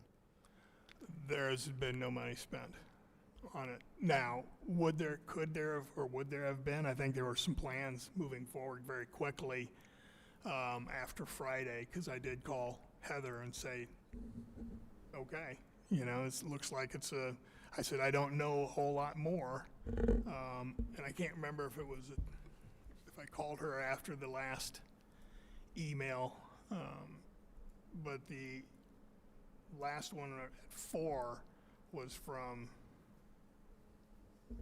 the lead person at the U.S. Department. So the rumor online that a private donor had spent $9,000 in anticipation know of that this yet. on No. T-shirts or something is just misinformation? I didn't know anything about that. I don't think anybody knew anything about that. What I can say is in the short term, that has not happened, no. That has not happened? No, Okay. no. Do you want to get to the 4 o'clock? 6,000 See, or now- whatever. Lana, are you aware of anything with funding just because of your involvement? Based upon Dr. Simmons asked me to, I followed up Okay. with the principal this morning. Yeah. And she told me that. Can you use a microphone? Oh, I'm sorry. She told me that a parent had offered to buy 700 T-shirts at $8 a piece. He evidently had a connection, but he was able to cancel that order once we found out. So the parent has spent no money. But she did have an offer, and it would have been $5,600, so $8 a T-shirt at 700 T-shirts. Thank you. I got that information from the principal this morning. Heather, okay. So I think Great, this thank brings us to and I'm sorry, there's a lot of details here, but we got a lot of emails about it, and there is a lot of misinformation that has led to confusion in our district, which is what we don't want here. So we're trying to make sure it's all clear how this worked. That same Friday, 2 hours later, at 4 o'clock, we got an email, you got an email Okay, yeah. from the Department of Education saying that the event had to be rescheduled. Yes. And to clarify, this is the Friday before we all found out about it. Yeah, we still have no idea 6 about days ago. Yeah. So on Tuesday, though, when we had first talked, or when Wendy, I guess, had first talked with you about it, like it sounded like it was still going forward, and a parent was planning to buy T-shirts, and the PTO at AIR was working on it. But if we had already known Friday at 4 o'clock, why were plans still being made to move forward with it if it wasn't going to be happening? Why, you didn't know? No, why were we continuing to move forward with plans if we knew Friday at 4 p.m. that it wasn't happening? That there was a parent going to buy T-shirts, the PTO was buying balloons, but we knew 2 hours later on Friday at 4 o'clock that it wasn't going to be happening on Friday the 23rd. Well, it was so that the reason was for SLOTUS schedule to work out. So it was going to be delayed, pushed off, but it was my understanding just off the email that it wasn't canceled. It was just going to be pushed off, so we had time to get more information. Okay? Okay. So But in the then that- meantime, I called Tuesday morning, and that's when you and I Still talked. Friday at 4 o'clock. Okay, Come I'm on. sorry. Jumping ahead for you. I'm not leaving 4 o'clock. No, but I think when we were talking, you got this email, right? I mean, you had left for a long weekend. Everybody had left for a long weekend. Nothing was ostensibly happening over the long weekend. So you hadn't seen this email. Is that correct? I mean, I think, and so things were moving forward as if it was happening, even though it wasn't happening. Right, sometime, I don't know when I looked at that email. It wasn't right, I think at 4 o'clock on Friday. I didn't look at it right then, it was later. Yeah. But, okay, we got time. Right. That was my first response. We got time because it's not gonna happen Friday. But it would likely happen at some point. So, And meanwhile, then- Friday at 4 o'clock, the board, got your weekly board update email. That'd already gone out, I think. It went out within minutes of the "we need to reschedule" email. So 2 hours after Steve Dakin called you, 1 hour after the email that says, "We're going to be there in a week. Here's all the information about the program. Let's talk again soon." It wasn't in our board update, right? No. So, Because I didn't have the information, and I didn't know it had been delayed yet. so you told the principal, "Let's go do this event." Someone wanted to buy T-shirts and balloons, but you didn't have enough information to tell us about it. Well, had time to get more information. I didn't have any more information other than, But, so again, you thought that the director of the Ohio Department of Education and Workforce or his deputy and possibly the governor or lieutenant governor was coming to one of our schools on Friday, but you didn't put that in the board update. because he told me then on Friday that it would be him or the lieutenant governor. But I don't know if I had that information when I had the board update go out. So we got the board update right about 4 o'clock. Was the Okay. board update prepared on Thursday or something? Like, when did you, because it doesn't come from you, it comes from Jody. Well, I do it, But you yeah. prepared for her, right? Right. So when did that happen? She sent it probably whenever you got it. I know when I That's got when it, it she was got like it. 4:02 or something. Oh, yeah, but so I work when on did it you- during the day. I'm usually done by noon on it. So It's on my schedule. There's no you exact probably finished time. it at noon, but then 2 hours later you get a call and you didn't think, "Oh, I should put that in the board update." Like, what's the point of the board update then, if not for something like this? Okay. And then, so that's Friday, and then there's the email about rescheduling, and there's some emails from the principal saying the AV equipment's no good. That's after the SLOTUS reschedule email. But then the weekly building email comes out on Sunday. We all get that now, I'm learning. The board gets weekly, like my kids get the Nagel and the Anderson one, but now I also get all the other schools, which is great. It wasn't in the air parent update email that came out on Sunday, right? So at this point, as far as I can tell, no Air parents know that this event is happening at their kid's school 4 days later. Is that right? As far as I know, no. Now, Again- I mean, I'm sure that, pretty sure that the principal talked to the PTO president. Otherwise, there wouldn't have been any kind of discussion on T-shirts or balloons or whatever. So I'm sure there was some kind of conversation. So what was the plan for notifying the heir parents then? Right. Once I had information on when, what specifically, But we had the information on when, because now we knew the date. So we're just still waiting for more details on the content. And so Correct. it's And the they told lack me of details on the Tuesday. content that was your reason for not telling the board and not telling didn't heir have, parents. yes, I didn't have enough factual information. Okay. I think for me personally, in the future, it would be good to have a heads up, even if there's not Sure. complete information about something of this magnitude, so that we can be aware and start to be looped in on that. My other question is, once you found out on Friday that SLOTUS, which is the second lady of the United States, was involved, then I assume we have protocols for additional security or additional media or other things involved with a high-profile visit. Were those then put into place? Well, if it's anything like the governor, when the lieutenant governor visited, yeah, they have a whole Are you detail. asking if it's anything like the governor? Say that again? You said if it's anything like the governor. I said if it's anything like what we had when the So lieutenant you governor. don't know what kind of security they yeah. would have required? Did it ever get that far is what I'm No, asking. never got that far yet.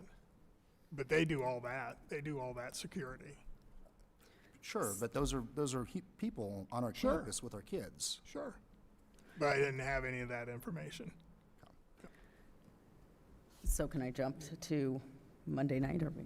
So I feel like think so. we've got a timeline here, we've moved forward, I think we're getting to the idea. Monday night, we receive an email third hand that this is something happening and Someone heard about. having questions, somebody heard something. So Tuesday morning, I called you and we chatted, and I expressed very strong concerns about this. I expressed concerns from a policy standpoint and the vetting, not knowing what we were doing, which I think needs to be our first line of question whenever we're looking at something like this. The second line of question is always going to be the safety and well-being of our students.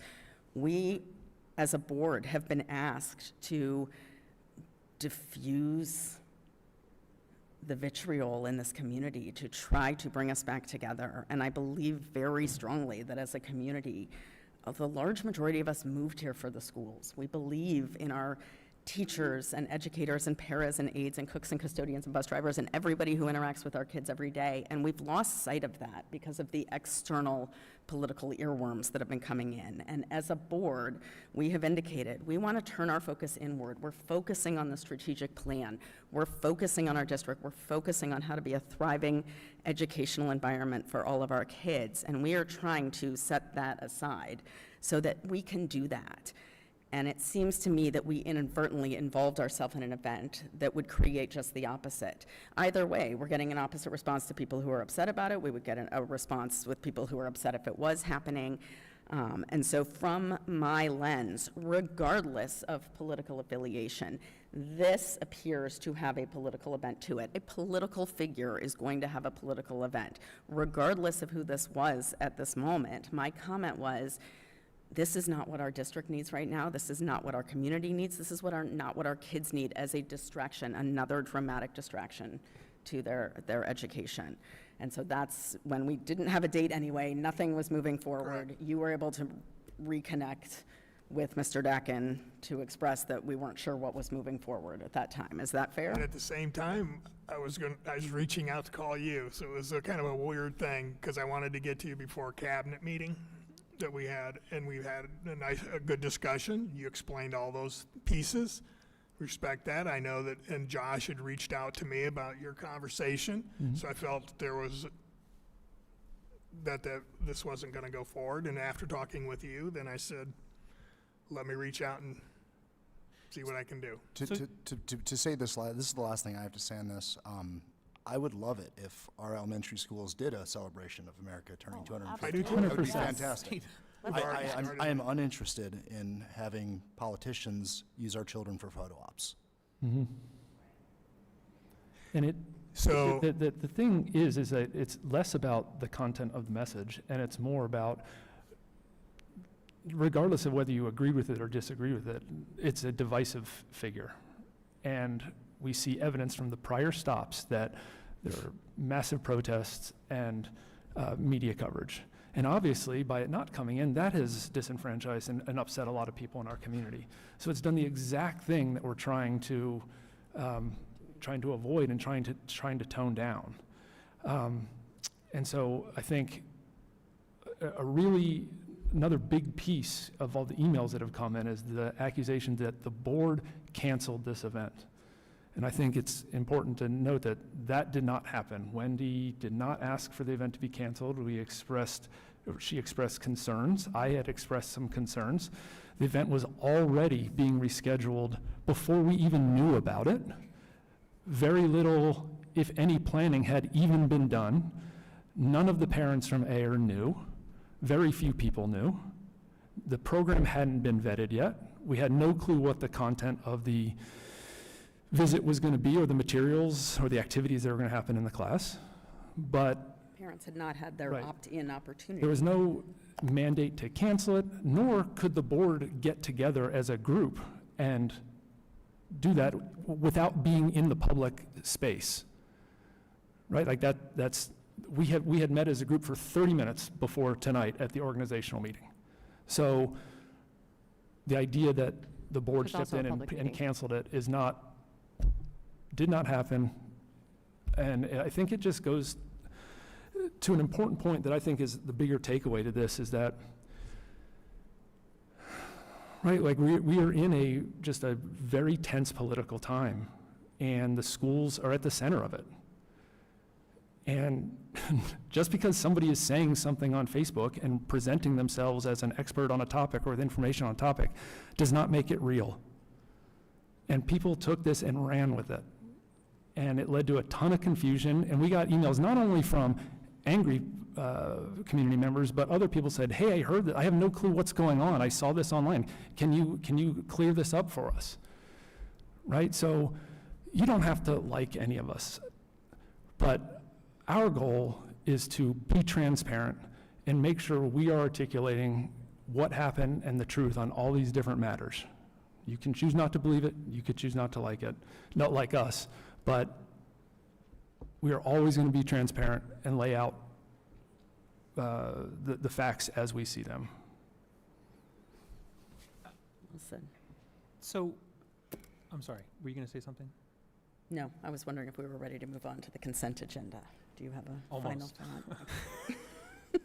I think So on Friday, isn't it? No, just No, we're on Tuesday now. So I got this email on Monday, I hadn't heard about it, but I understand that you talked to, Larry and Wendy spoke on Tuesday morning, and that's what prompted, Larry, you to send to us, to the board, the email that you had got on Friday afternoon. That's the one with the link to the news coverage, et cetera, et cetera, et cetera. So, but it sounds like at that conversation, when Wendy expressed some concerns, you, A, still didn't know what the program was, and B, still wanted to do it, right? I was very interested in doing it, yes. Did I know everything about it? No, I can't say that because I had never other than from the Friday late email, I didn't know SLOTUS was involved. I'm just I talking didn't about know the what content any of of the that presentation. Like set aside who might be there, but the content of the presentation. You got an email. Just what you saw. Just You'd what- had an email 8 days earlier that said it's called History Rocks, but nobody Googled it, apparently. There were multiple emails on that Monday the 12th. So the first thing I did, other than click that link, which I mentioned before, where it's a clip about dismantling the Department of Education, I Googled it, and I got to the official Department of Education website for the program. Nobody at the district thought to do that? Mhm. Okay. I did, and it says that the website for the History Rocks tour, which is out there, I mean, you can Google it or Bing it or whatever, and it describes it as being coordinated by a partnership with 40-some organizations. Jeremy named some of them, and so if you look at those organizations, and some of them you'll recognize, I would think, but here are what those organizations say about this event. They talk about resisting liberal academics and demagogues. They're saying we must challenge progressive policies. We're saying one of the sponsors is, quote, is more resolved than ever to advance God-centered education for students. That's from the official Department of Education. You don't even need to click out a link to get to that one. That's on the Department of Education website. The same sites talk about their goals of undermining public education by, quote, providing more choice for students, in other words, not public schools, about how their goals include expanding access to charter schools and enabling statewide open enrollment and eliminating school district boundaries. Like, what about this district makes you think we should associate with those programs? That is purely political. You can agree with it or disagree with it, but what does that do for our kids at Air Elementary? It's also anti-public education. Right, right. Well, like, how does that benefit our students? And I think you're going to say it doesn't, and I agree with that, but why didn't anyone think to ask that question 8 days earlier? I mean, I asked it the moment I heard about this. It's the first thing I asked. What is this? I typed in 2 words into Google, History Rocks, and that's what came up. That's all anyone had to do. Why wouldn't someone do that? Well, like I said, I saw what you saw. I didn't read all of that component of it. I did see some of the groups that supported it, but I didn't see any of those groups performing in the event, if that makes sense, so.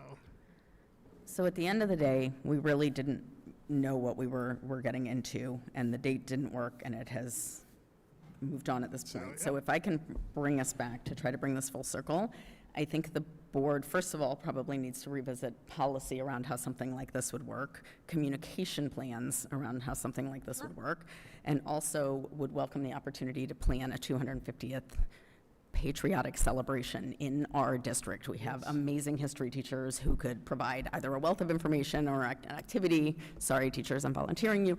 But I think we could absolutely do something to celebrate this and keep it Forest Hills focused, nothing outside, pro Forest Hills, and that would be a good way to move I'd forward. very much like to see that happen. All right. I would like to suggest we move on to item 8.1, the beginning of the consent agenda.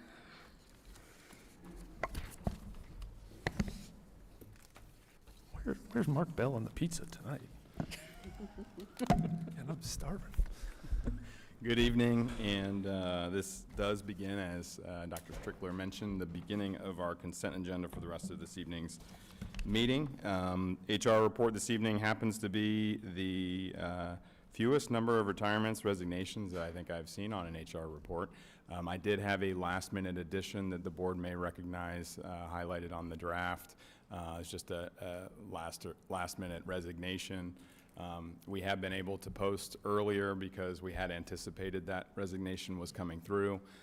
So you'll also notice the other highlighted portion was that individual's replacement. And we're excited to have a little bit of a transition period with that paraprofessional working in this building here at Mercer Elementary. So let's see, moving on down in our appointments, we have just kind of call out a couple new hires that we have welcoming into the district, starting with Dana Evans. Dana is replacing Sue Price in our print shop as our administrative assistant for maintenance and custodial. We spent a lot of time with our admin team over winter break. We were hopeful to have filled that position a little bit sooner, but the holidays kind of got in between some logistics, and we're thrilled to have her. She's now hitting the ground running here on week 2 and drinking from a fire hose, and we're slowly releasing back that print shop availability, but we're very thrilled to have her. And Sue has been phenomenal. I will also mention she's a longtime resident here, and as the board may recall, she's been currently out on vacation until her retirement actually comes due, but she's been very willing and accommodating to help Dana with this transition, so that's been huge. Let's see, moving on down, just for the purpose of our new board members, you'll note often in the appointments section, there's a delineation between new appointments and those moving off of their probationary contract, and that's just pursuant to Ohio Revised Code. There's that 60-day probationary period. So those are not new employees, they're just rolling off of that probationary contract onto their first one-year limited contract.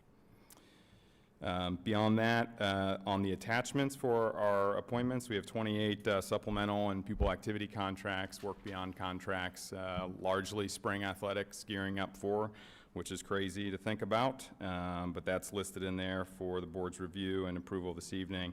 We have a few subs that we're bringing in on the classified side as well, listed there, and there are just a few personnel changes on with regard to payment and stipends for the OPEP training. That's something that Jamie Roth and his team have been working on. Beyond that, item D, volunteers, 27 volunteers for approval this evening, and one lonely student teacher who we're excited to welcome in from UC, and just for the board's knowledge, that makes 33 student teachers placement experiences this year. I can't say off the top of my head if it's every building. You Pardon? said just this year? That's Just this 33? year. Yeah, That's- now that would include practicum, you know, or right. observation That's still experiences. a good but- number. That's great. That's awesome. So, any questions? No. All right, that concludes my report as part of the consent agenda. Thank you. Thank you, Rob. Thank you. Business operations. Mr. Eckert. Do we have Mr. Eckert? please?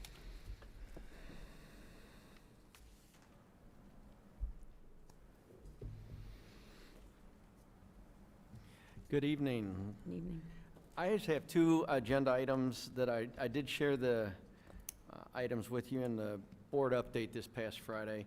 But the first one, 9.1, is a resolution to work through the cooperative of Aqualis on the air roofing project. It's a process that we've been doing now for 3 years as we go through the roofing projects, and it's worked out very well for us. That is the first item. And the second item is a resolution authorizing us to solicit bids for the Operations Center, the concrete. We have some bids or some quotes that are below the bid threshold, but I don't believe we're going to be able to stay there once we tie in the engineering. So it's going to go over our bid threshold. That's why I wanted to put this out on the agenda so we could move forward with that at this time. Does anyone have any questions on these two items? Am I remembering correctly, this is the concrete that needed replaced, or is this a different project? It's the concrete that needs to be replaced, yes. Actually, we're replacing asphalt And with asphalt, yeah. concrete, but we're doing the, Okay. we're going to do some drainage and stuff to control the water for the new copy center. Okay, perfect. All right. Thank you. Thank you. With that said, I respectfully request the board accept items 9.1 and 9.2 as part of the consent agenda. Thank you. Thanks. Yeah. Item 10.1, teaching and learning, Chuck Ogden. Are you responsible for all of these? All of teaching and learning, Chuck Ogden. Yeah. Thank you very much. I have 3 items on the agenda tonight for approval. First would be the secondary course guide updates that we do annually. I've been feeding some information, the last couple updates, just so you kind of understood the trajectory. And a couple highlights that I'd like to make specifically on the course guide are, per our strategic plan, we are looking at adding more embedded CCP courses. That's College Credit Plus. It's a phenomenal savings to our community. So an average 3-hour course at the University of Cincinnati is anywhere from $1,500 to $1,600. They get that credit by staying at Anderson High School or Turpin High School. So we are adding 5 this year: English composition, Spanish, German, Chinese, which is Mandarin for us, and then engineering design 2, which I'm really excited about our engineering pathways, because 2 years ago it was 3 elective courses. Now it's intro, it's principles, which is honors credit, foundations of engineering design 1, and then foundations of engineering design 2, which will have a number of students go through that pathways, and they'll have 6 college credits in engineering design as they go into anywhere in Ohio. It's guaranteed, but UC is right down the road, and we have a number of students that go there too. So proximity-wise, it's really good. English composition, just so you know, is our largest CCP group of students that leave our campuses to go to main campus at UC. We're 26 to 30 students in each school, so we're really hoping to retain some of those students here. And our teachers are awesome. I have a bias, but they're really, really good. In our world language programs, if you notice, Spanish is a 1,000 level course. In our German and our Mandarin, those are actually 2,000 level courses. This was vetted with the University of Cincinnati, so they credential our teachers. They look at, it can be a combination of if they have a master's, they have experience, and or just graduate credits in that specific subject, which get them credentialed. Then they look at our courses and our curriculum and what they teach. And so in collaboration with the University of Cincinnati, that's how we choose the levels, all right? So in world language, in all 3 that I have proposed for this evening, that will also replace our level 4 which are students that start a world language in the 8th grade at Nangle. So, and then if they were to go on to a level 5, that would be AP level. So super, super excited about that. There's another thing is noteworthy is all CCP courses will be at a 5.0 weighted scale.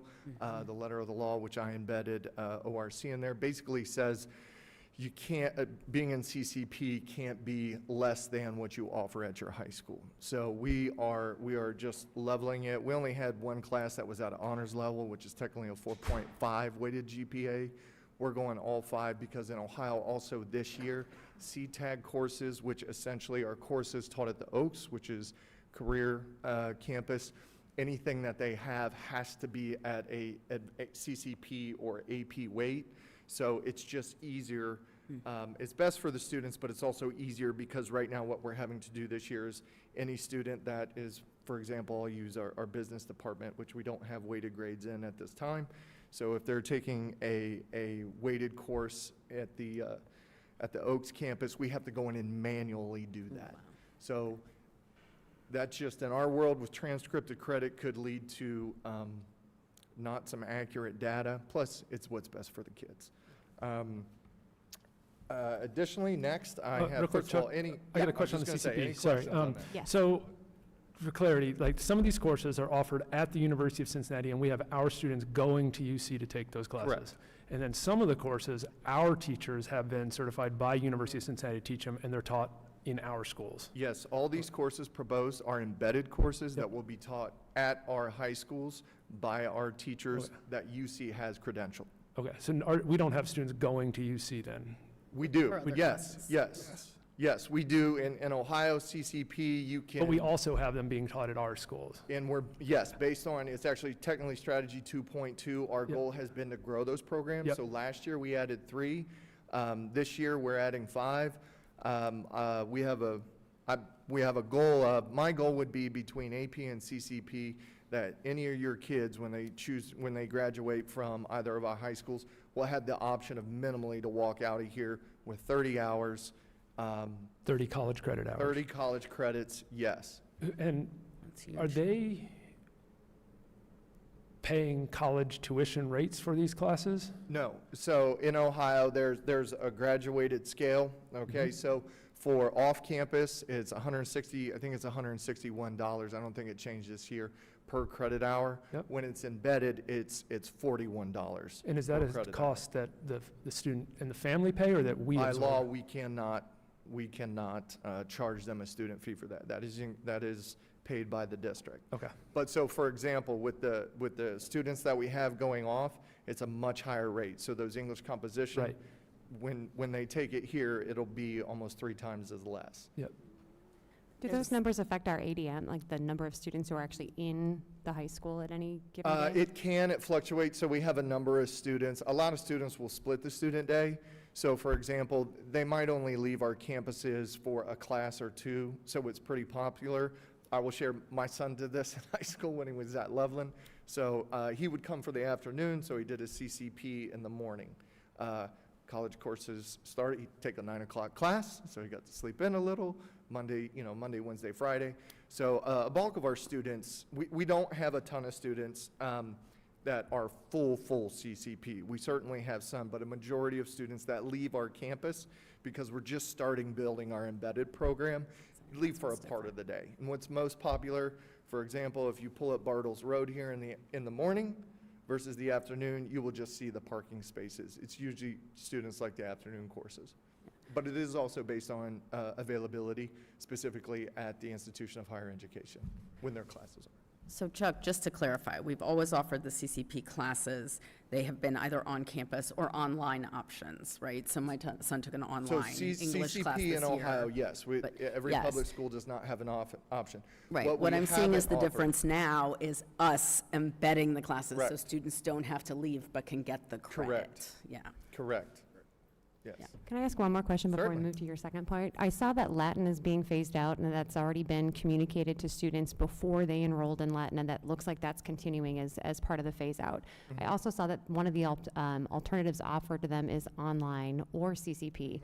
Does the online version still offer them credit toward high school graduation? Yes, all of them, it's an elective credit because these students already have their 2 credits. So we did have level 2 at Turpin, so it would be a level 3. So we're actually working, so an online version, advanced placement's going to be pretty tough. That's where the CCP option will come in, and that will be off campus. But we're vetting a number of resources to see how can we continue those students on if they want to continue on in Latin. And that will continue to taper over time with Yes. no new students Yes. coming into Latin? Yes, Got it. and per the updates I sent, we were down to a 0.6 FTE this year. So yeah, it has been a slow taper. I like that as we move forward. And that 0.6 was split over the 2 schools, right? Yes. Yeah. Yes. Great questions. Any more on? Okay. I have a number of field trips for approval. The first 2 are domestic with the marching band, looking at the Orlando trip, which will be in 2027. Also domestic would be the Nagel Washington DC trip, which Mrs. Brennan started. I think we're in our 3rd, maybe 4th year of that, so she's really got that rolling in a really nice, well-oiled machine. Chuck, on that one, it says the number of students is 1 and chaperones is 8 That's a ratio.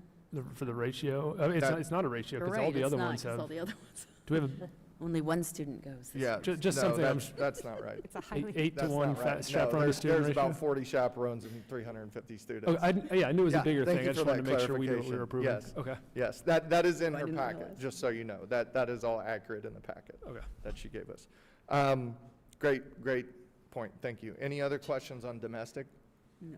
Okay, so for international field trips, this has really been a big journey. So we started this last year.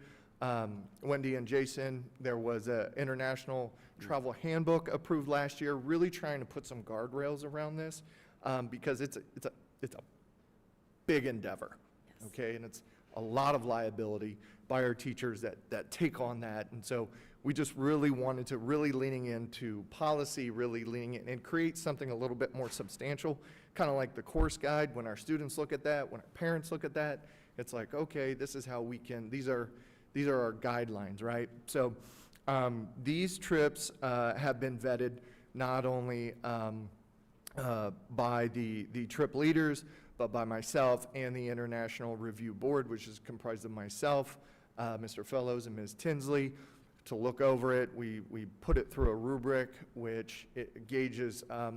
We look at the U.S. Department of, I forget which office it is. I think maybe the Interior, it's on the website, but they rate travel, and they put it on a, how safe is it to travel?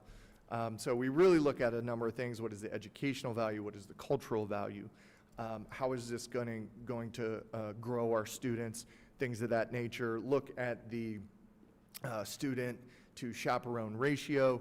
All these things to really, again, just put some metrics behind it, make it very linear, and make it very systematic. And these 4 we have one to London and Paris, one to Belize, and actually the one to Belize changed because we had some things happen in the world a couple of months ago, and I don't know if Ecuador is the best place to go, so talked with that person, and we usually go through EF Tours, which is a very tried and true, been around company. They have good educational plans for our groups, so we're going to Belize. Germany is pretty cool. That's a part of an exchange program that our German world language program is a part of, so they'll actually be over there for about 20 days.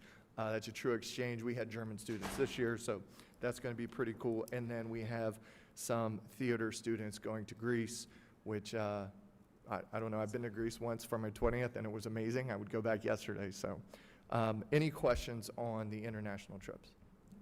No questions, but I would like to say that I do appreciate the teachers willing to put in this extra time. This is 100% extra. It's not needed, and I do appreciate those that are willing to do it. Thank you. Yeah, absolutely, absolutely. The last thing I have on the consent agenda is our summer school courses and fees for this summer. Any questions? Just one question there, and this is just me being curious. I saw that only one course was listed both under original credit and credit recovery, World Cultures. Is that the same class, or there's two different versions of it offered depending whether it's original or credit recovery? So if, it would be for elective credit. So if you were to need, if you need an additional elective credit to graduate based on where you're at with your specific credits, you can take it for an elective credit if you're just trying to get ahead, or if you actually need an elective credit to graduate because you're credit deficient. Okay. And am I remembering correctly that we're working to expand our tutoring list available to parents, especially for elementary, since we're not offering elementary, that we'll have a tutoring list available to So help with we are offering, resources? I believe. Alicia Champion has Yeah. been our point person to support some of that. And so Okay. we are looking at doing that. We also have some workbooks and some things that we're going to share with families so that they have access. Okay, so access to some resources. Alicia Champion's working on a tutoring list. So And then, I'm just repeating in case people can't yeah, hear. and we'll also be offering at the elementary levels a couple weeks of a STEM camp, Okay. specifically June 8th through the 12th, and then the 22nd through the 26th. All right. Great. All right. Chuck, I don't have any questions, but I do want to say I really appreciated when you were talking about the CCP credits, the connection back to the strategic plan and how that ties into what we're trying to do. So very much, yeah, the intentional efforts to show how we're moving toward achieving these goals. Thank you. Absolutely. Appreciate it. Thank you so much. Thank you. Item 11, technology. Mr. Meese.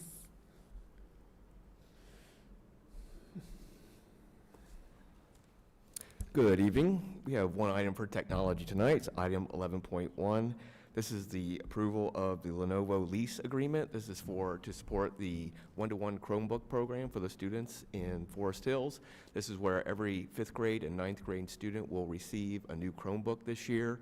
Then we will gather the Chromebooks that they've been using for the last 4 years. We'll take those and move those down into grades 1 through 4 and use the Chromebooks during that time. And then again, once those kids get to 5th grade and 9th grade, then they'll get a new Chromebook again at that point. This is a program that we've had for every year for the last 6 years. Do you have any questions? It's be working well. Just one, is that our regular practice? I saw the master lease agreement for the lease of the laptops. It looks like 1,100 laptops. Is it our regular practice for you to review those terms and conditions, or do we send them to our lawyers? I Like, send who them to looks the legal team, absolutely. Okay, so they've looked at that? Absolutely, yes. Great. Anything else? No, good legal question. Thank you. Item 12, treasurer's update. Mrs. And Cropper. Alana, speaking of legal update, our lawyer's been here for over an hour running the clock on us, so. So you would like me to hurry, is that what you're trying to say, Dr. Simmons? Happy presentation. All right, let's go through pretty fast because it was a low cash flow month as usual in December. So starting with donations, over the month we took in $7,900, total for the year, just slightly under $23,000. Item B always gives you the snapshot of our current 5-year forecast. Item C, general fund, low cash flow as expected. Major revenues during the month, the $1.6 million from the state. Item D, general fund expenditures, very stable throughout the year. At the end of December, we've spent 48% of our appropriations and 50% of the year over, so tracking right on hand. Item E shows you the cash balance progression throughout the year. One of the things that we always look at is how much cash we have on hand to cover expenditures. We're looking pretty good on that. Right now, cash-wise, we can cover the district's operation for 124 days, unreserved 101. Moving on to the permanent improvement reports, the first report there, that is only the sub-object. It is only the portion of the PI that receives tax revenues. We have a schedule in here for both our capital projects that we did during summer of '25. Just a few encumbrances hanging out there waiting for final sign-off. And then we also have started projects for this upcoming summer, so schedule for that as well. Interest earnings remain strong. Feds are meeting next week. We don't expect another cut. Will be maybe 1 to 3, depending on who you talk to, probably a max of 0.75%. Most people are saying only a quarter. Most economists are saying only a quarter this upcoming year. The last thing on there is the approval of a certification of funds that did not have a prior PO. That said, any questions? That said, I respectfully request that you approve the treasurer's agenda items in line with the consent items, starting with 8.1 through 12.1. Can I get a motion to approve consent agenda items 8.1 through 12.1? So moved.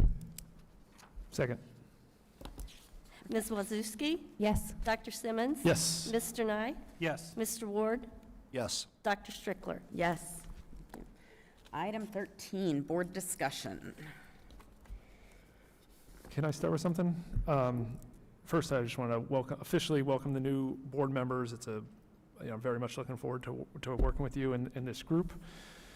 One thing that really became evident as we received emails the last few days is our board communication policy over email. And I want to just make sure we're all on the same page with how we're communicating. In the past, we've had the president respond to everything. I know there were times in these last 48 hours where multiple people were responding to the same person, and that's totally fine, but I do think there's a benefit to having some consistency so the public knows what to expect from communication with the board, and then we have an expectation of what is expected for us in terms of communication. And what I would like to propose, I'd like to hear your all's thoughts, is to continue the process of having the president respond to the emails, but CCing the board on all those responses so that we know that that email has been responded to. That's been an issue in the past that we don't know if it's been responded to. So that would allow us to set up a separate thread to reply separately should we want to, but it would inform us that that email has been responded to. So I'd like And Jason, you mean when somebody sends an email to board@foresthills.edu? to the so it board, goes to all 5 of us. Yeah, if they're Right. emailing you, Right. separate, right, yeah, but when an email comes into the board about any topic, barring Wendy reaching out to us saying, hey, can I get a hand with this because there's a lot, as president, Wendy would be the one to respond and CC all of us so we would be aware of that it was responded to and what the response is. And then should we feel inclined to follow up with something further, we can reply separately just to that individual.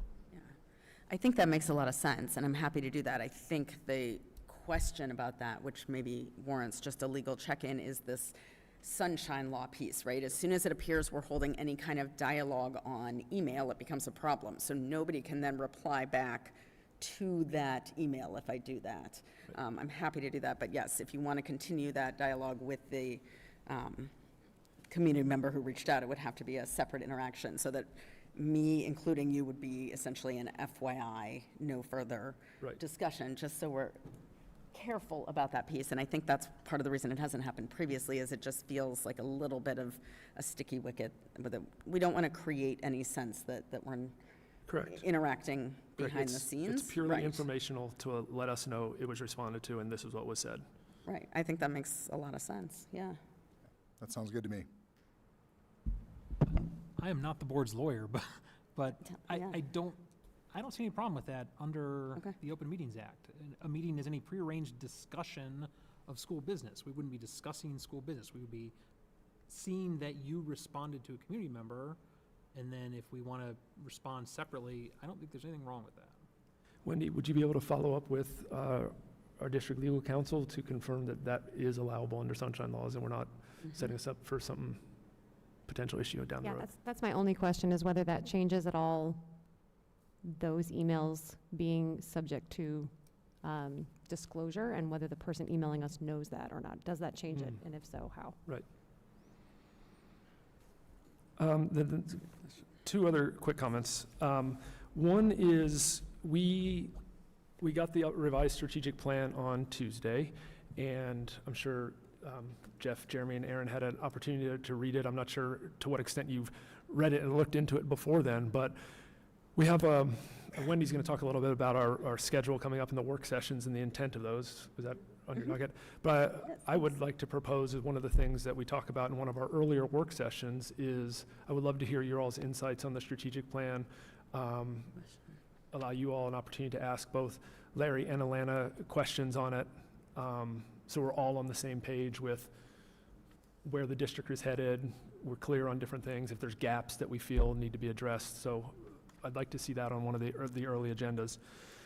And then finally, we got a big storm coming in this weekend, right? So Larry, I'm sure you're going to make the wrong call on if we could cancel school or not. No, it's going to piss someone off. But no, I had heard, that was a joke. Yeah.